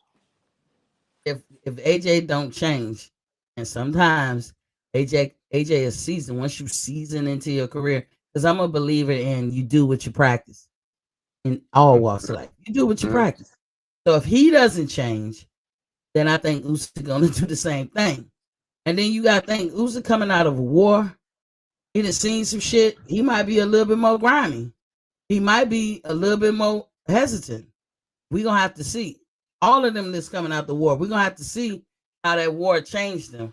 DJ says Speedy Rashidi Ellis makes his long awaited return this weekend. He's the forgotten guy in the next wave of welterweights. He's 27-0. Yeah, I like this guy. Oh, Rashidi Ellis. Oh my God, that dude. Whew, he be on point. He's been out of sight, out of mind, because he hasn't fought since 2020. God damn. I thought he fought last year. DJ, check that. I thought he fought last year. And then DJ said, Ray Vargas just fought on Canelo card back in September. Gotcha. And then he said he's been off for he's been off for 10 months. Ray Vargas is coming off a 10-month layover. And Oh, on that card, if he was on Canelo's card, then I seen him there. yeah, I seen it, but like Rashidi Ellis, I think he fought in August last year, DJ. He fought a couple of times last year. No, wait a minute. Rashidi Ellis, yeah. The dude who's real fast. He just fought last year. I swear he did. But on the card, Brandon Figueroa makes his return. He's going to be fighting Carlos Castro. And this is the first fight that Brandon has had since he lost earlier this year to Stephen Coolboy Step. What was that last year? Coolboy Step Fulton. Stephen Fulton. This is a WBC title eliminator. Also, Frank Martin is one of the opening bouts on the undercard, and he fighting some guy named Jackson Martinez. And isn't Frank Martin Derek James fighter? DJ would Yeah, know. right. Yeah, DJ would yeah. know.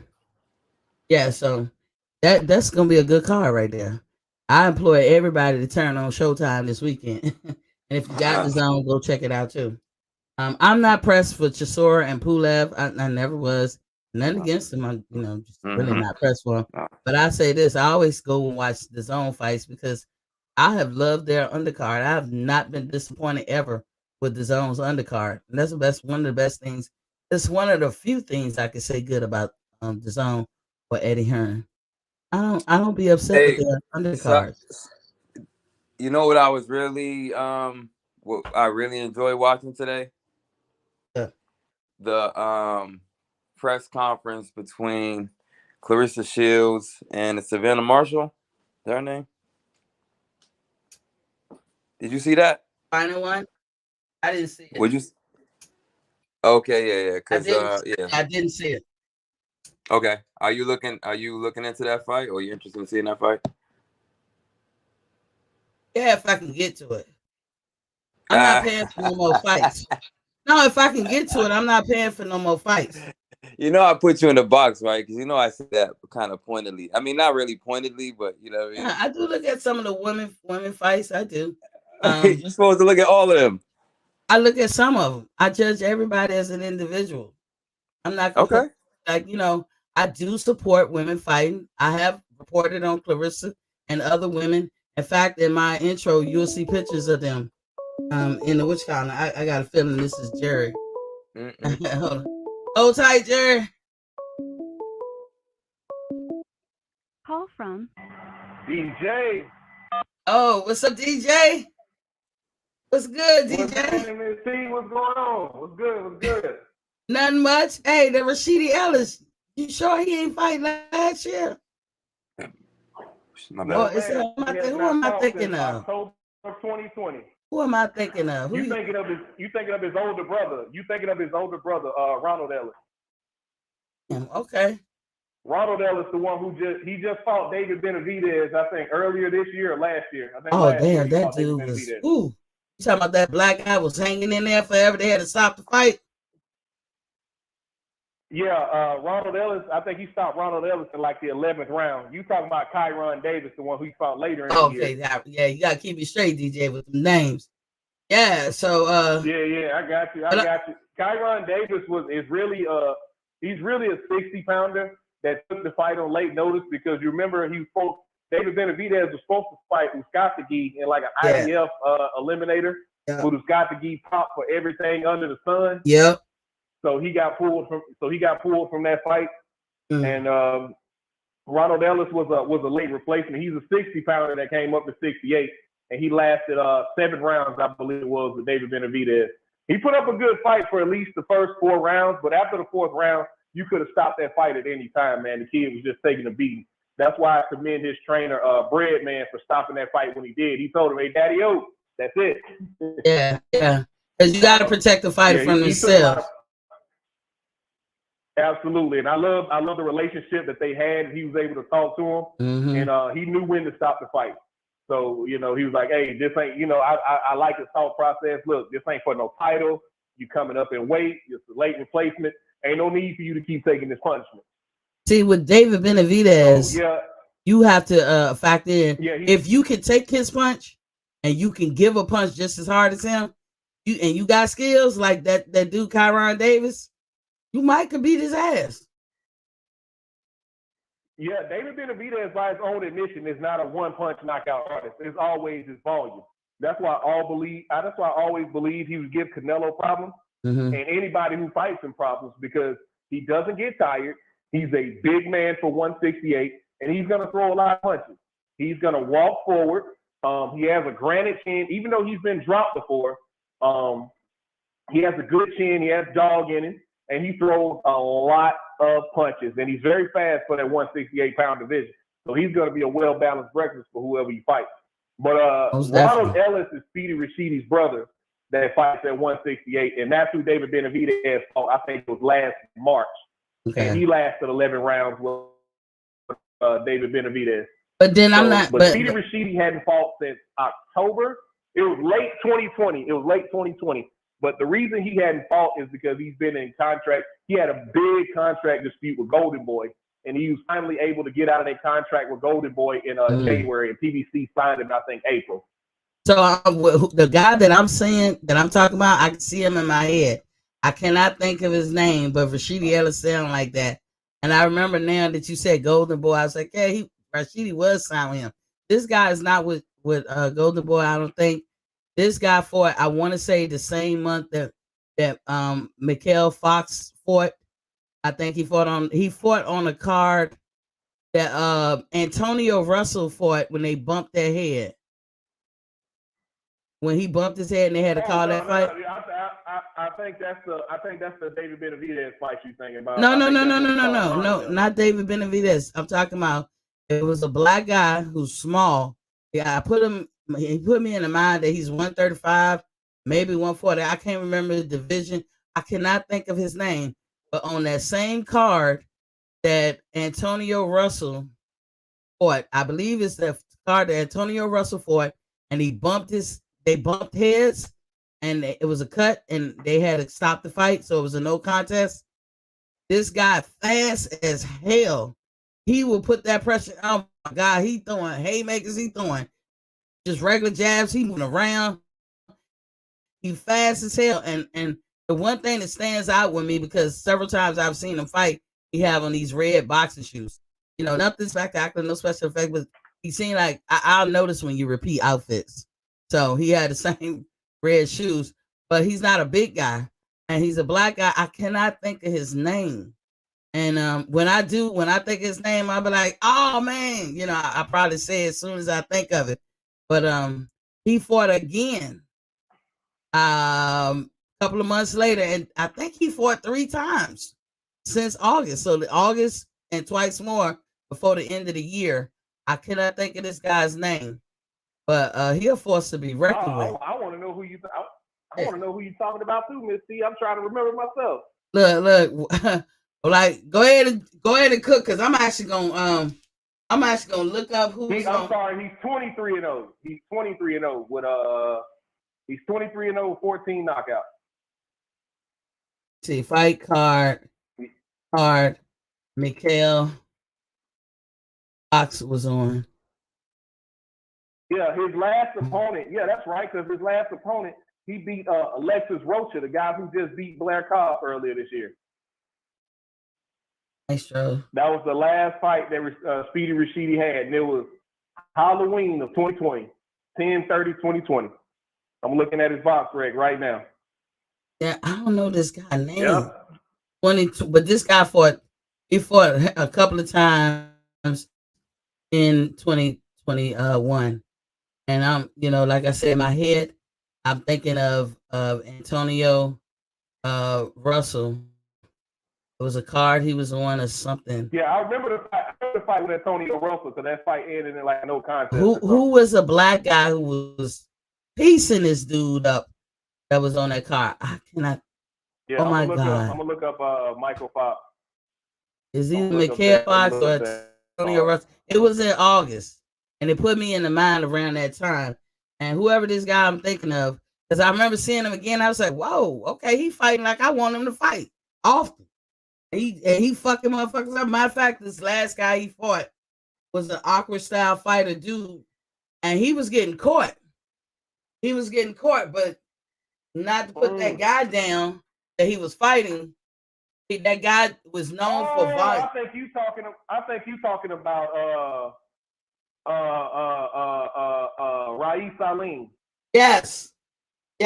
Is it? Yes. I think you're talking about Rais Salim. Soon as you said the name. He fights at 122. Soon as you said the name. 122. That's it. Yeah. I knew I was gonna recognize as soon as you said. I don't know how come I'm putting Rashidi with the name Rais Salim. That's Rais Salim. He's at 122. Okay. He's the one who's been calling out Cool Boy Steph for a few fights now. Oh. He wants his shot at Cool Boy Steph. Okay, yeah, that dude, he fights at 122. That dude is something else, ain't he? Right, Salim? Yeah, he's nice. He's real nice. He's undefeated. Like you said, fast hands, but you know his defense is a little lacking. Mm-hmm. But you know he's a very skilled fighter. He's got nice power, fast hands. He could pose some problems for Cool Boy Steph. But Cool Boy Steph is a certified dog. Yeah. He's gonna be a well balanced breakfast for anybody he fights. I think he boxes circles and watches Monster Inoue if Monster Inoue ever comes up and tries to get that smoke. But, you know, I really don't see that fight happening. It'll be a pleasant surprise if it does happen. But I don't see Top Rank putting him in there with a killer like with a skilled fighter like Cool Boy Steph. But, you know, it'll be interesting if Monster Inoue's power comes up with it. Because the next guy who Cool Boy Steph is rumored to fight, shout out my guy L-Dub, of course. The next guy who Cool Boy Steph is rumored to fight is going to be Luis Nery, who Brandon Figueroa just knocked out, I think last March? It was early last year. It was like last February or last March, because Cool Boy Steph and Brandon Figueroa fought late last year. They fought like October or November. Yeah, and let me tell you, Nery ain't nothing to stick at neither. these little weight guys, they doing the damn thing. They are facing adversity, and they getting in there chopping it up, and they are the true definitions of what boxing fans love to see. I mean, because when I watch Kubo Step, I be like, wow, how many tools this dude got in his bag? We can give it. What reason why I call it the well balanced breakfast, Miss T? He can give it to you however you want it. However he can fight you on want the it. inside. He can on the outside. He can box you. He can brawl you. The thing that I don't like about Cool Boy Steph, but at the same time makes him a very exciting fighter to watch. He will make a fight harder than it has to be. Yeah, because he will fight that other guy's fight just to prove a point. He is definitely one of the people. Like, I'm gonna show you I can do it. I can beat you at your own game. You don't need to do all that, because if you in the ring with somebody that don't need to be in there with you, it's incumbent upon you to get them the fuck out of there as speedily as possible. And Cool Boy Steph could do it. I seen him. I'm looking at them fight, and I'm like, you could actually get this guy out of here. What are you waiting on? But then he, like I said, what tools he don't have in his bag. This dude is the pure definition of I make adjustments. You know what I'm saying? And I'm gonna tell you what I think his trick is. His number one trick in the bag, having coached boxing, I can tell you what this is. Stamina. That motherfucker, from what I heard, runs like nobody else. Like, I heard he can run. From what I heard Floyd run, I think he can beat Floyd on distance and speed. Like, Floyd has a good pace, because you don't need to be hauling ass like you running the race. You have to pick a decent speed or pace and stay at that pace for the duration. Now, Floyd will run 8 miles easy. He does it for all his fights. Most boxers only put 3 or 4 miles in. Floyd runs 8. See, this is where you separate the elite from the great, the excellent. And then there's elite. This is where you separate it. And then when he fought Pacquiao, he ran 12. He trained for 12 miles a day. Well, yeah, if you continuously did that all your life, you're not necessarily going to have injuries. And Floyd does it in a way, he runs on flat surface. He doesn't try, like I said, if you're trying to haul ass or overdo what your weight requires, because some people got weight on them and they try to run at a decent pace, and your weight is not you got to know according to your weight what you can do and what you can't do. You got a lot of weight on you, you're trying to run a decent pace, even though you can keep up with some folks, don't mean you should do it. You should do it according to your weight. And Floyd been practicing weight, whether he got a fight or not. So that's the difference, because you see at the end of the fight, Floyd is never out of breath. Cool Boy Step, I heard how far this nigga run, and he beats everybody that he runs with in the gym. And I was like, wow. He's up there in Philadelphia. He's from Philadelphia. He's another Philly fighter. He's up there in Philadelphia with all them killers, man. So he has no choice but to keep up. So even though he may not have the power that everybody loves, which power is one of them things, either you got heavy hands or you don't. So, and he doesn't, but he has great boxing skills. And that, like they say all the time, skills pay the bills. But yeah, and he got speed. His next fight, I'm looking forward to all these guys' next fight. Yeah, he got speed. So what y'all think, and I'm opening it up to you, DJ, and Lightspeed. What y'all think about Lomachenko contacting Bob Arum to let him know he's ready to return in October? His opponent is going to be announced. I think he's trying to get on that same schedule as Devin, because you hear the rumors about Devin and Kambosos possibly rematching in October. At first I heard December, but now I'm hearing October when they could possibly rematch. So I think he's trying to get on that same schedule as Devin. And possibly they could fight in the spring.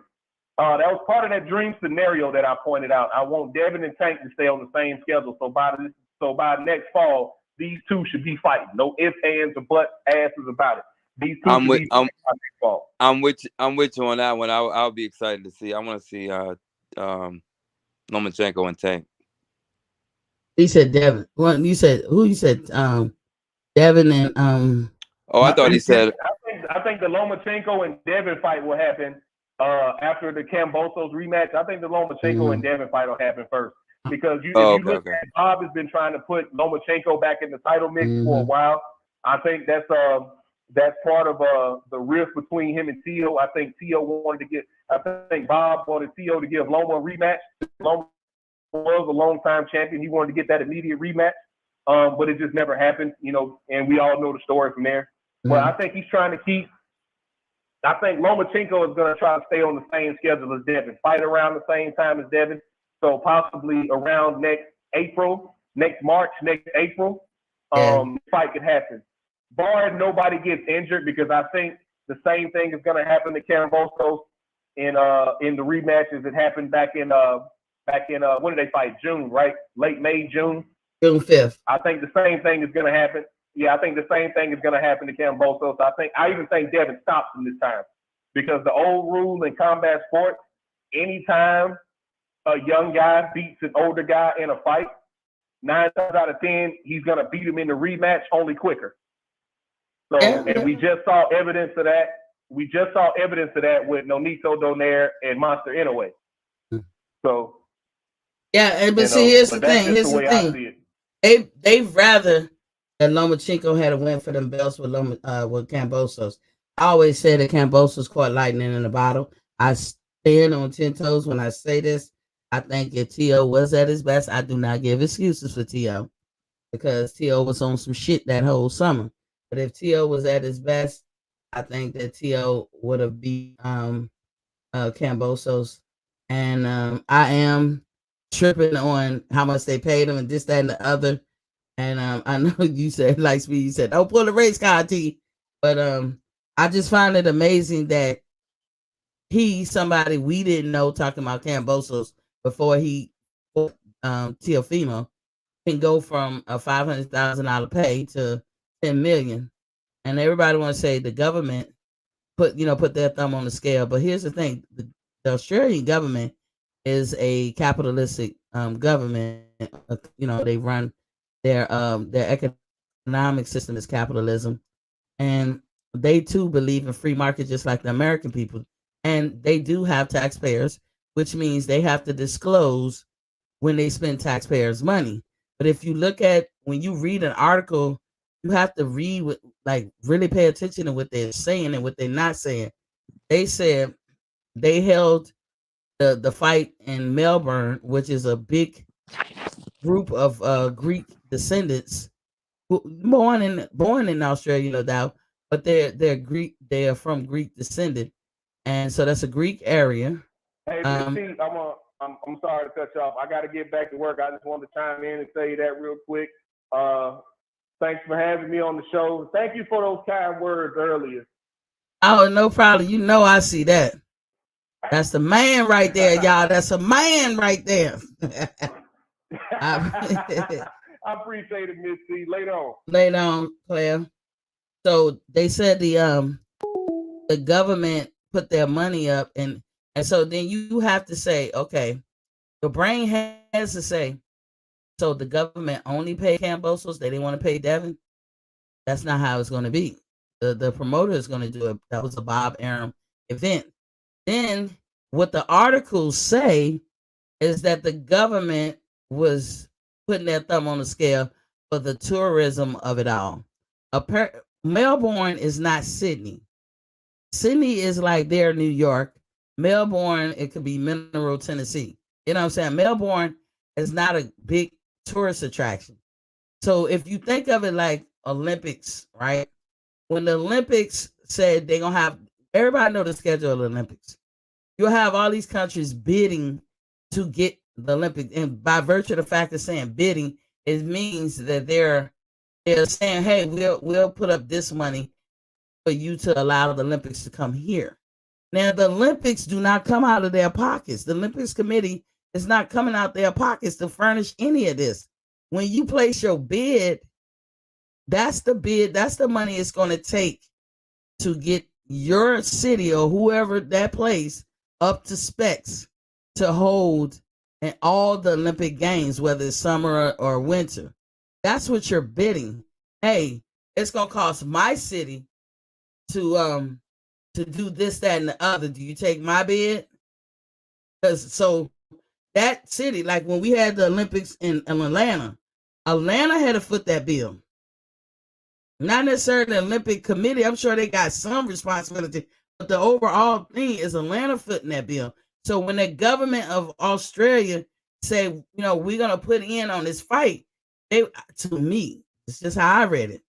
They're saying they're gonna up everything to make it probable for the incoming flux of people, because those people are gonna fall into the tourism category.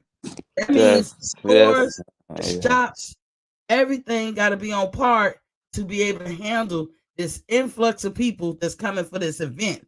I didn't take it as the I Australian government was paying yeah. Cambosos. That's yeah. To me, that just sounds like a write off. Like that's how you Mm-hmm. make that clean that up, make that sound nice. You know what I mean? Like, Mm-hmm. And oh wow, that's you how I get all saw it. But I know a lot of people either was confused or people kind of respectfully debated that. yeah. You I know, respectfully I debate see. that one Yeah, because it just to yeah. me it's like one of those things where if you want to ask me, to pinpoint what's wrong with that, I'm Mm-hmm. probably not going to be able to give you any receipts and prove it. Yeah. Um, but it just seems real convenient. Yeah, it's convenient to say that, and I could be wrong. It's convenient to say that the government gave Cambosos $10 million, so that's kind of absolving Bob and absolving people from saying this is not fair play, or this don't make sense, or he don't got the protection of the protection. But it's not. It doesn't absolve Bob. It doesn't absolve the government. I see it as they probably planted some trees, made the place beautiful and inhabitable for the influx of people to come there. Because the worst thing you want to do is to go to some dry ass place. I don't care what the event is. You in some dry ass hotel, ain't no eateries around. That shit look like a dust bowl, but hey, you there for the fight. That is not Yeah, I inviting, mean but you that to know. me still reminds me of why it's convenient because that stuff has to be done, and Mhm. then in the meantime you could slide a little money over here. And George Cambosos, for those of you who might not know, he is of Greek descent. So that made sense to me. But Yeah, to the Loma thing, the problem that Loma, we will have to see. I can't say that this is his problem, but it could be. We'll have to see how much weight he lost. Maybe he lost so much weight he not even in that weight class that he was in before he left. Maybe he lost muscle. These things can happen when you're a part of a war. Your body could be like shell shock. You never know. We don't know what Loma was doing. For all we know, Loma could have been paper pushing. He could have been a secretary warrior, but he could have also been on the front line. We don't know. So when he says, I'm ready to come back in October, that raises my eyebrows. What it tells me is you're not on the front line. That's not a hit. I wouldn't want to be on the front line either. Shit, I ain't say I didn't want this. So I don't knock it as yeah, a chump move. The chump move that Loma made is when his country called all hands, he was hesitant. He, he had to be shamed, and he let it get to a point where it seemed like he had to be shamed. He might have had already, before the shame came, decided that he was gonna go, but he let it get to that point. Whereas when the shit hopped off, Postal, um, what's his name, Usyk, and other fight that the UFC guys, sign me up, I'm here. Loma was like, humming, humming. So that's the thing that Loma got to save face with, because it's if you leave too early, or if it come out that you was pretty much a paper pusher, I you be I telling on can't yourself. I can't lie. I'm not.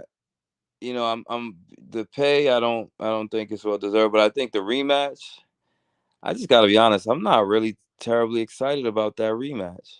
I'm just not. It Yeah. was it was too decisive for me.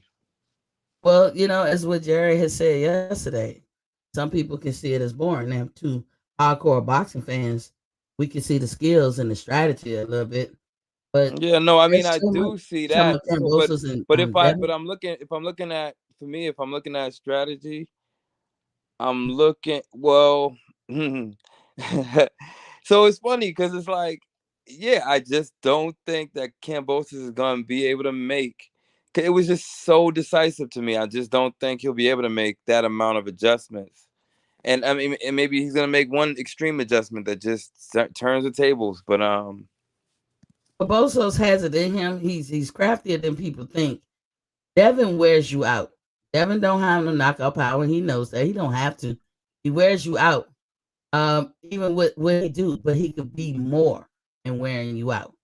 Like, you ever force somebody, you be like, you can see it in the person's face, like, I don't want to fight you no more. Devin don't make people get to that point, and he could. Even with his style of fighting, he could. And the fact that he don't do it, he's a young man, y'all. He can grow. And yeah, the I mean, fact that he I think doesn't do it I think because he he needs frustrates to. the hell out of him. But I think also that Cambosis probably realized early on that athletically, just physically, He couldn't keep that up. yeah, you could see early on. Like and I'm not saying I do. I know a lot of people do. Pay attention to certain things that happen in fights. That's not necessarily punches thrown, but just certain things that show you kind of who's dictating the fight and just show certain things. I just felt like it was so much. One, Haney looked so much bigger than Kambosos, but then he controlled the ring in ways that I was just like, he's not only outclassed strategy wise and boxing wise, but it's like he's stronger than you. You know, He's it's just Haney is relentless as far as his work output. Um, I wouldn't say he a pressure fighter. He don't no, he's not. But there was he's times when he's they were relentless just though. clinching and holding where I just saw like, Oh he's yeah, just pushing them back. He's just yeah, yeah, Haney hasn't he hasn't tapped into his creativeness as a boxer, and that's the part that he has to grow with. He's only 23. If he was 30, I'd be like, oh Lord. But he's 23, yeah. so I can I mean, allow for him to I guess grow I'll and say all this. that stuff. I'll say this. If Kambosos throws caution to win, I guess I'm interested in seeing it in that standpoint. If Kambosos takes like a few more risks, because The only way Cambosos will do that is you have to be off your game. And Cambosos was right to recognize that T.O. was off his game. T.O. fought a fight that he never fights. And it's no excuse, but he did that. And Cambosos I agree. capitalized on it. Yeah, I agree. He I made think him pay T.O. for it. I think T.O. had the skills, the tools to win that fight. But yeah, Yeah. definitely. He fought emotional, and Cambosos picked up on it. Devin didn't. And Cambosos Yeah, didn't have an exactly. answer for it. Right, and it's funny because Devin fought the kind of fight that I feel like T.O. could fight and kind of fought against Lomachenko.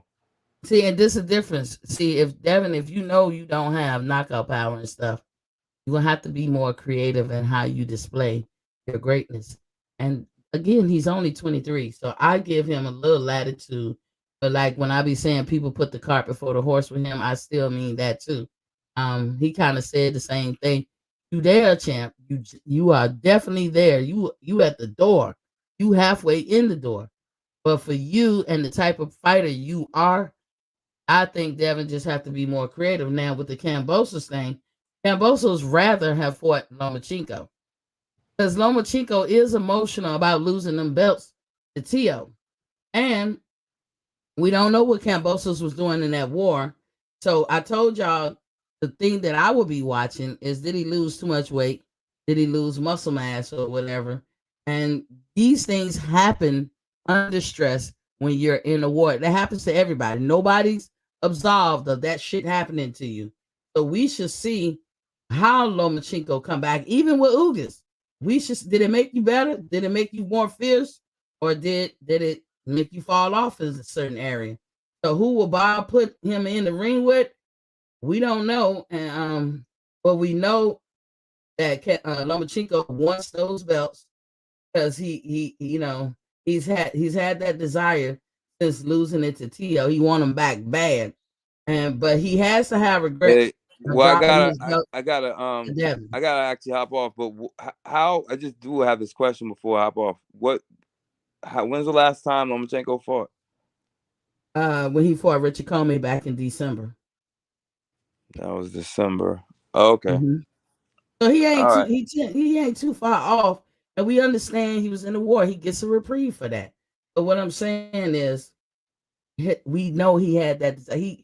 He didn't take it well that he lost to T.O. He did not take it well. No more than Gary took it well when Gary lost to Loma. And Loma is one of the dudes like, you don't get a rematch. I don't do rematches. So when T.O. was saying fuck you, I was with T.O. on that. Give the motherfucker what he get out. You want to put that on the table? You give people your ass a kiss like that, then you got to get it back and be okay. Don't complain. Don't cry because you don't believe in rematches. So why you expecting them? I don't know. Maybe that's the superiority in them. But he really expect the people to run that shit back. But you're not a run that shit back type person. So I wasn't feeling sorry for Lomachenko. We know he got the desire. Now he has to have regrets about giving up his belt to Devin. That's why they call Devin the email champion, because Loma dropped it and they pretty much gave it to Devin. But Devin has had many title defenses of that belt, and he's winning. But he has to go through Devin. This is what Loma has to do.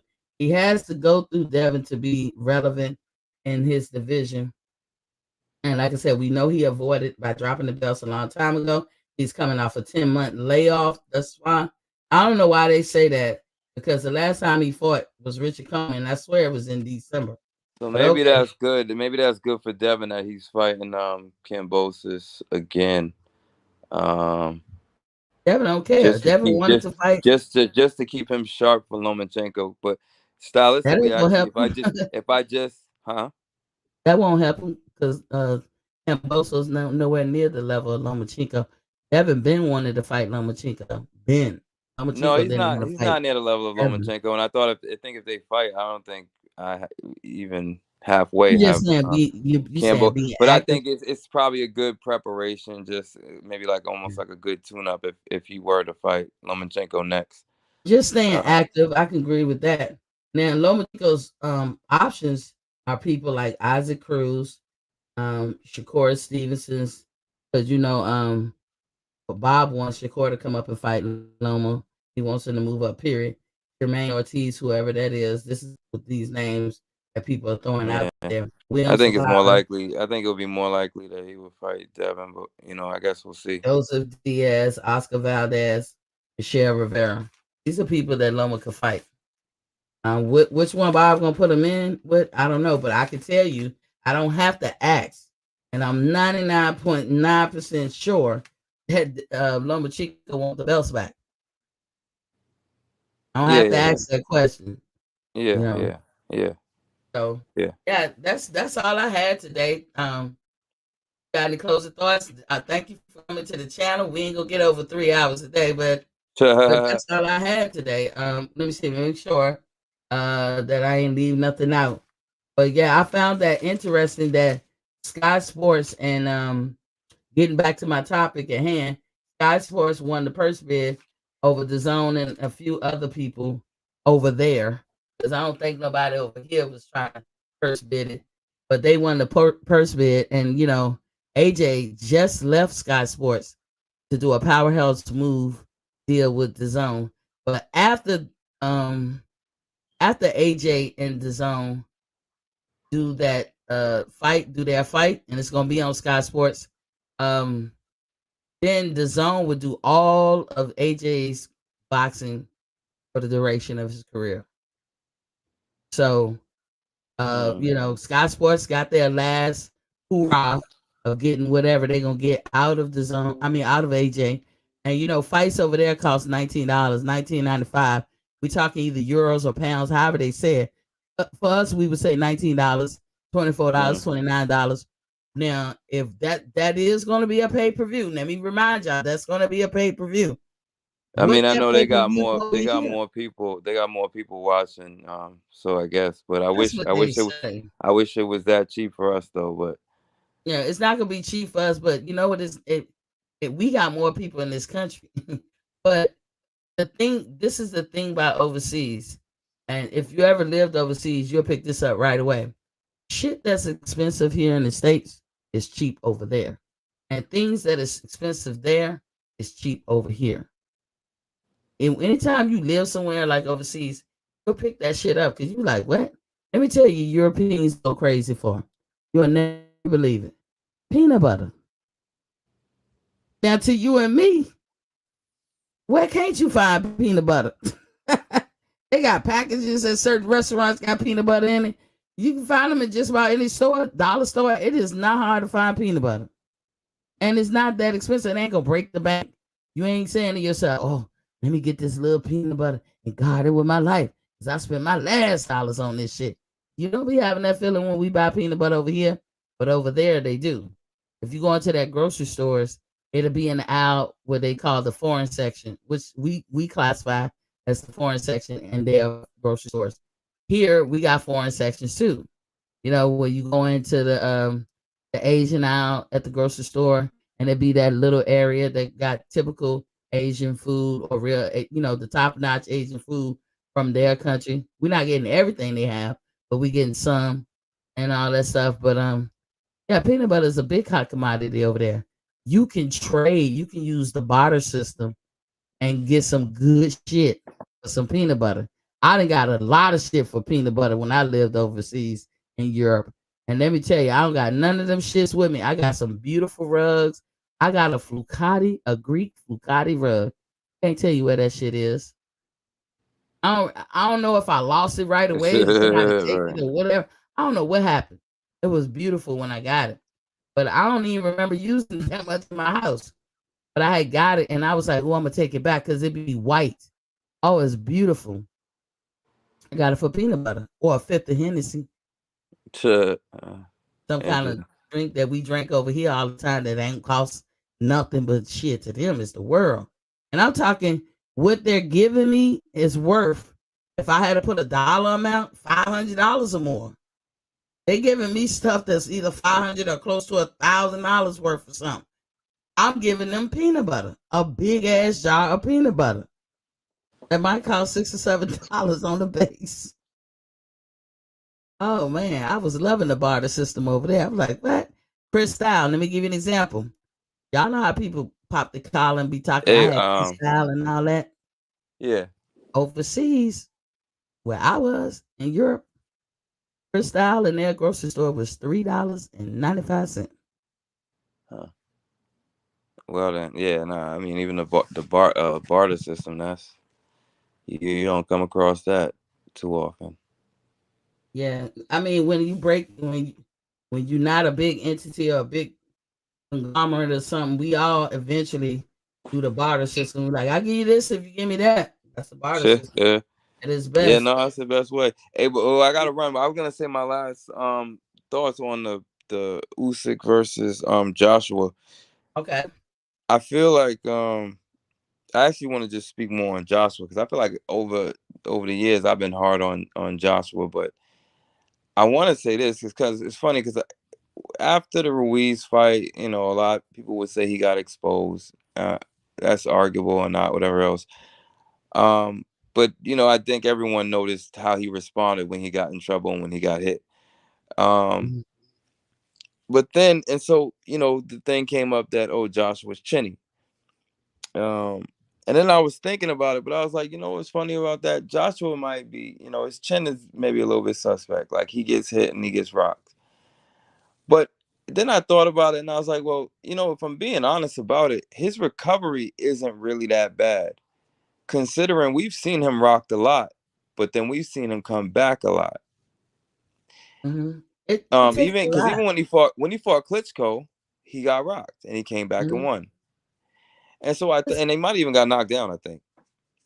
But I But say that everybody has that problem. Even Earl, I even Bud. agree. And so then I was really trying to like be honest and fair with him and think about what it is. Even though I kind of do think if Usyk's gonna win and maybe it might be the same conclusion, I still look at AJ and I feel like he has the tools to win. And I actually think he probably has the tools to me to still be great. But what so he's a little bit chinny, but then I think what really gets me, I think, is the fear factor. I think his confidence, and I Mm. don't really know where it happened, but I feel like in between You peep that him too.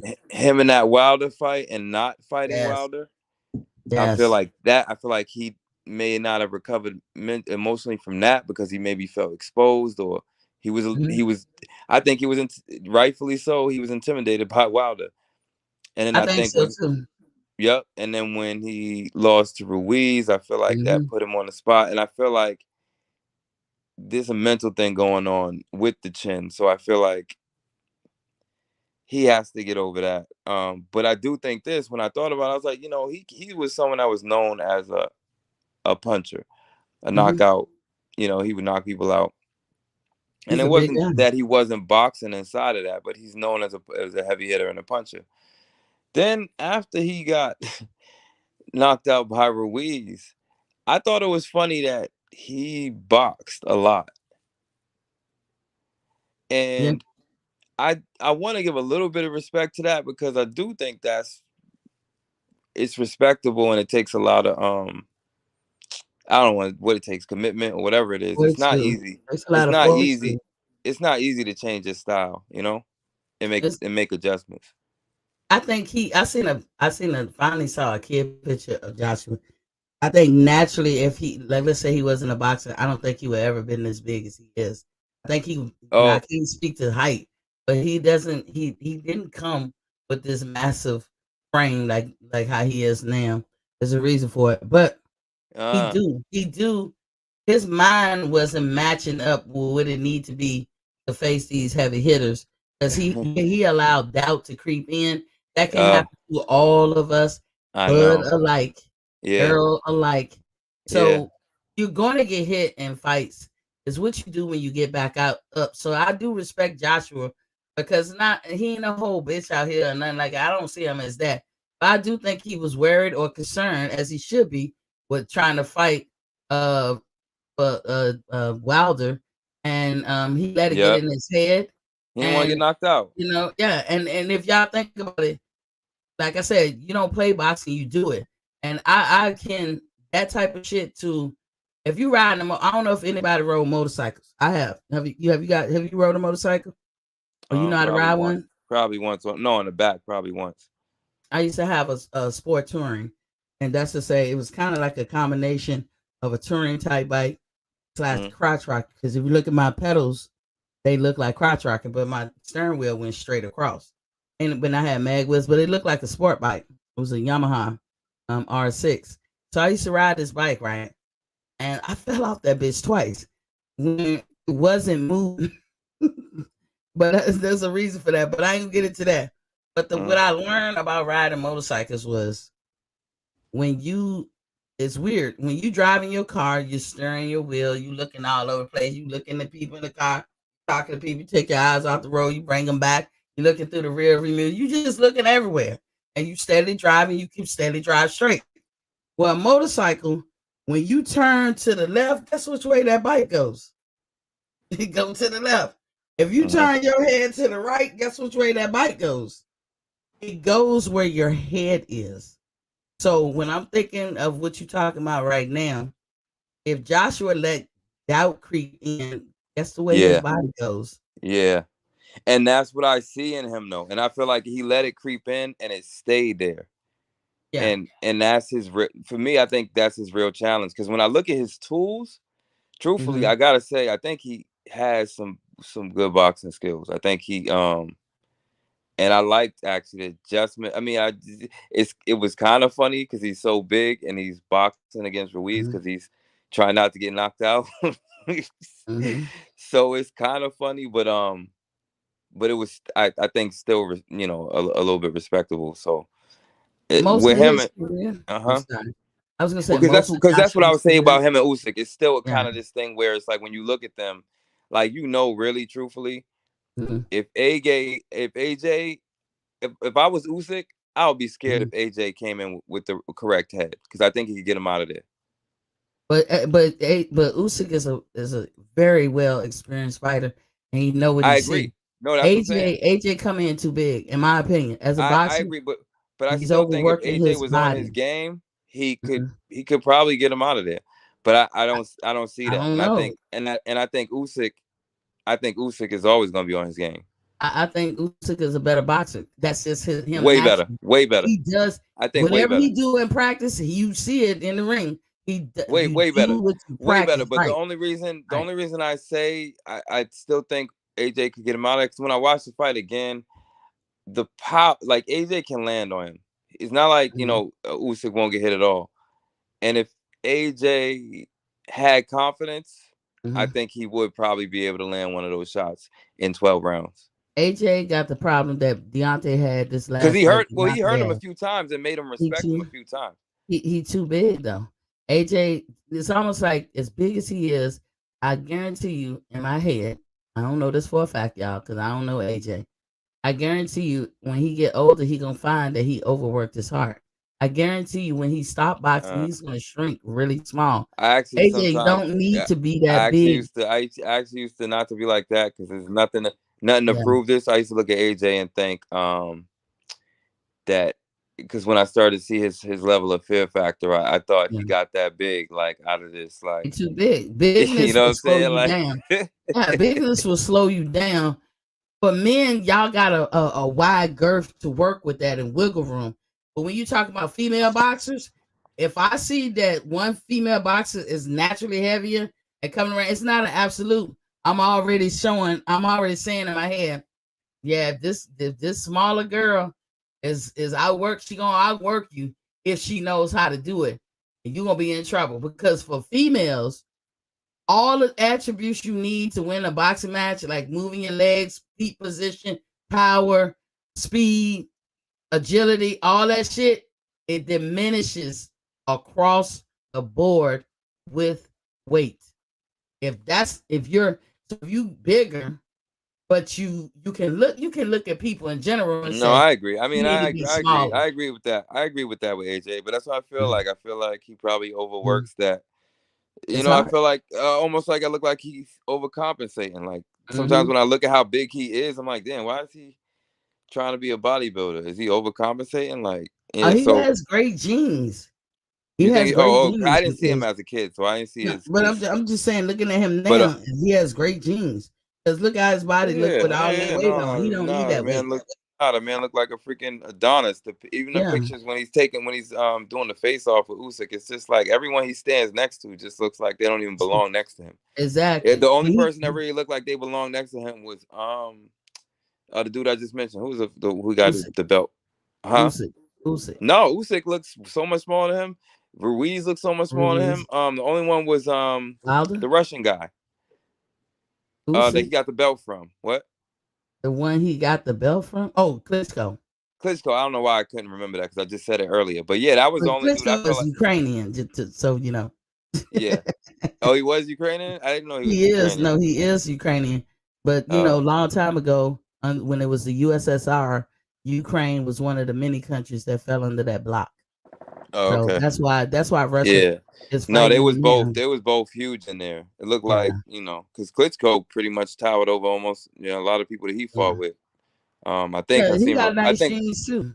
Yeah, I think I seen Rahman was his size. Yeah, but if you don't need to be that big, come on now. When we are picking weights for boxers, we looking at what's the most optimum weight. What do they call it? It's Stacey's weight that you should be at. And everybody, this is in life in general, where you operate at your best. Like you can find another man, same age as you, black, just from the black race, with that same height. Y'all born the same day. You can have all these sames, right? But your homostasis weight could be 0.5 less than his, or even 2 pounds less than his. And his could be 2 pounds more than yours, or vice versa. Everybody has their individual homostasis weight. And with boxing boxing trainers and all that, what they're so good at is being able to look at somebody and say, you need to fight it this way. And you can be 126 pound, 5'8" dude is not a big dude. But you come in that gym and we'll look at you and say, I think you should fight at 118. That motherfucker could be like, well, I don't even have a belly. But I don't know how you see it. I can't explain how you know that. It's just something that when I first got there, I wasn't thinking like that. But over time, seeing it done, like just gaining experience, I would look at people too and say that. But you wanna put people at their best, the weight that they're gonna perform their best. They're gonna have the best power, the best agility, the best movement, the best stamina, this, that, and the other. And that's why people pick, like when they look at you and they say you should be smaller. That's where that come from. Right. Okay. Mm. All right. But Yeah. thanks for coming through. Look. Yeah. No. I agree on that. That will be my final word. I do think AJ. Yeah. I don't want to just. There's some things I appreciate about him, but I don't know. I've never really been a fan, and I just don't see this next fight necessarily going different. But just to give AJ the benefit of the doubt, I do think he's one to make adjustments, and he's an earnest, like hearted fighter. So we'll see how this one turns out. Yeah, we'll see. And thank you for the cash out. Was that you yesterday or earlier Oh today? yeah. No, it's no problem. Thank you Yep. so much. You're Yeah. very supportive, and I appreciate it all. Just so you Yeah. know. No. I mean, look, I'm just really with mines. I'm just anti-narrative, and I just try to put action to word, and no, I rock with the truth, and I rock with your platform. So I all so day. appreciate it. Thank you so Yeah. much. Yeah. All right. So Okay. yeah, no, salute to everyone in the chat. Actually, I can't see the chat, so I don't know. But and yeah, salute to you. Yeah. To the next time. Until the next time. Till Monday, y'all. I may call fights this weekend. Y'all just look for my icon. Make sure you hit the notification bell so you'll see if I come on. Because this is gonna be an interesting fight. I get beside myself when I'm watching boxing. I see me acting fool. Sometimes I'm real cool, calm, and collective. I will tell y'all, when there's a fighter of a high magnitude, like when Deontay was fighting, man, I had palpitations. Like I said, I takes General Big Fish advice to heart. I be like, shit, the first time I heard him say it, I was like, damn, he ain't saying nothing but a word. I takes my blood pressure medicine. Because I'm going to tell you, when Earl and Bud fight, I'm going to have to make sure I take all my medicine that day. And I don't know how I'm going to act. I might be quiet because every second of the fight is going to be a tedious, mind-blowing, meticulous thoughts going on in my head for every second, and that's can be stressful. I probably stress. I ain't gonna lie, I'll probably lose like a couple of pounds. Excuse me for belching, y'all. But I probably lose like a couple of pounds because when I get nervous, which I rarely ever get nervous, I get more excited about trying to prevent something. I'm one of the people that move heaven and earth and move mountains or whatever, to all in the vein of preventing things. Once stuff happen, I'm the calmest person. It could be the worst thing. It could be detrimental. It could be life threatening. I am so calm. I don't trip or nothing. And I know, like, even when I had a kid, the things that was going on, because I had a problem pregnancy, I was very, very calm. Now, and I'm glad I said that because I want to give a shout out to the most important woman in my life. And that is, let me put the music on. Y'all see the picture. what thing I was playing? I think it was this one. Let me give a shout out to my daughter, who will be turning 21 tomorrow. If she was looking at this, she was like, why are you showing my picture? Why are you doing that? This is my baby, y'all. Back then, 21 years ago. That's Mama Tina Pootie right there. And I know I say that word, and some people might be like, ooh, let's see, why you call her that? There's a reason behind the madness. This little thing right here was born 2 pounds, 3 ounces. I watched her drop to 1.5 pounds, and she was in the hospital for like 2 months in the NICU. But she'll be 21 tomorrow. You can't tell. I'm gonna show y'all her ending picture how she looked today. This is my baby right here. Wasn't she the cutest? That's Mama Baby right there. This is another picture as she was getting older. See, in this picture, she was probably 3 months old or something. 3.5, 4 months old, or close to it. And look, this is an infant beginner chair that you put in the car seat. And y'all know how that little thing right here, look how this thing swallowed her up. When I brought her home, she was 4 pounds. Here, she might have been 4 pounds and some ounces. She got the cheeks though, don't it? Oh, mama baby. Right here, she was almost 1, like a week off of being 1. This is how she look. Look at them eyes. Look. I keep saying that's mama baby. This is, when she wound up looking like as a little girl. Ain't she the cutest? That's mama baby. I know I keep saying, y'all, her turning 21 is like a milestone for me too. I was putting in work 21 years ago. I was trying to deliver this complicated pregnancy and give birth to my beautiful, amazing daughter. And the only thing they said was wrong with her is she was too little, and that's why I called her Teeny Pootie. Like really, literally, we was expecting the worst. It was 3 months early. They was expecting tubes and everything, but they was like, this is what the nurse said. So don't come at me for this shit. This is what they said. They said, oh, the nurse said, when we saw that you was black, we was like, oh, good. And I said, why is that? He said, because black female babies are the strongest babies of all babies. You take a black female baby who have the same ailment as any other baby, male or female, and a black female baby 9 times out of 10 will make it through that ailment. That's what she mean by stronger. So I was like, okay. And she never needed tubes or none of that. And all babies, I ain't gonna say all because nothing is absolute.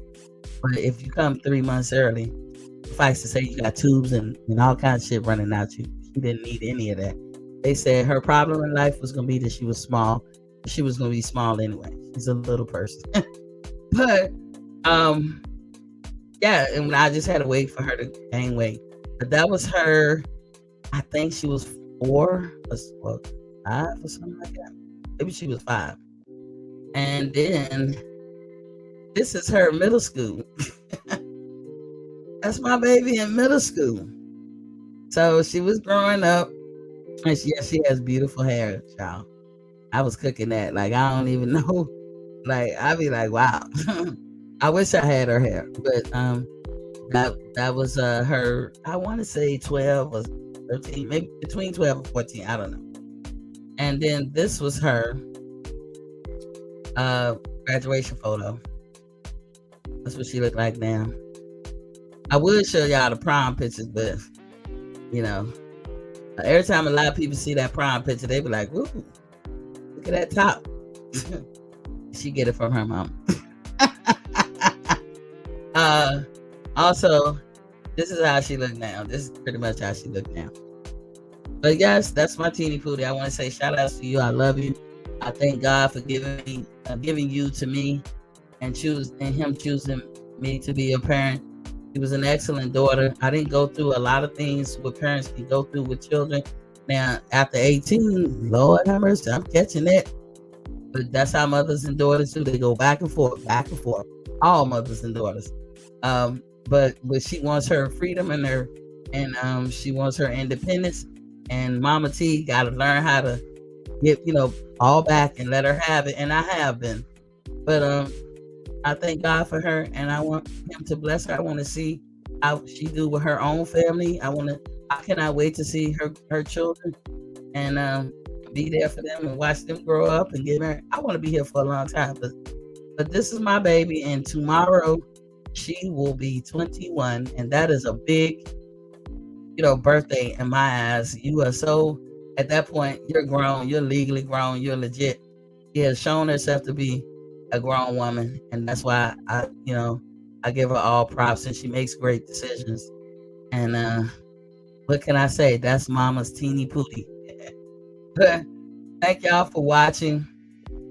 And when you know better, you'll do better, as I always say. And until Monday, and if I do the fights tomorrow, then y'all was hit your notification bell. You'll see that I come on. And it will be right before the fight. I'm probably going to go to the Showtime fight first because, I'm interested in that more than I am the Sora and Pula. I can always go back and watch that. But if not, then I'll see you guys Monday. And I do got the questions that people have sent me in my email, just to let you know. I'll probably fill those questions Monday or next week. I usually try to do it at the top of the hour. And I just didn't get around to it today. Remember, I come on Monday through Friday, at 7:30 p.m. Eastern Standard Time. I have a number you can call to join in on the show, like DJ did, like Jerry be doing. You can call in. And my email is boxingfanstalk@gmail.com. Remember, when you watch me in replay, leave a comment. And until I see you again, y'all know the drill. Peace.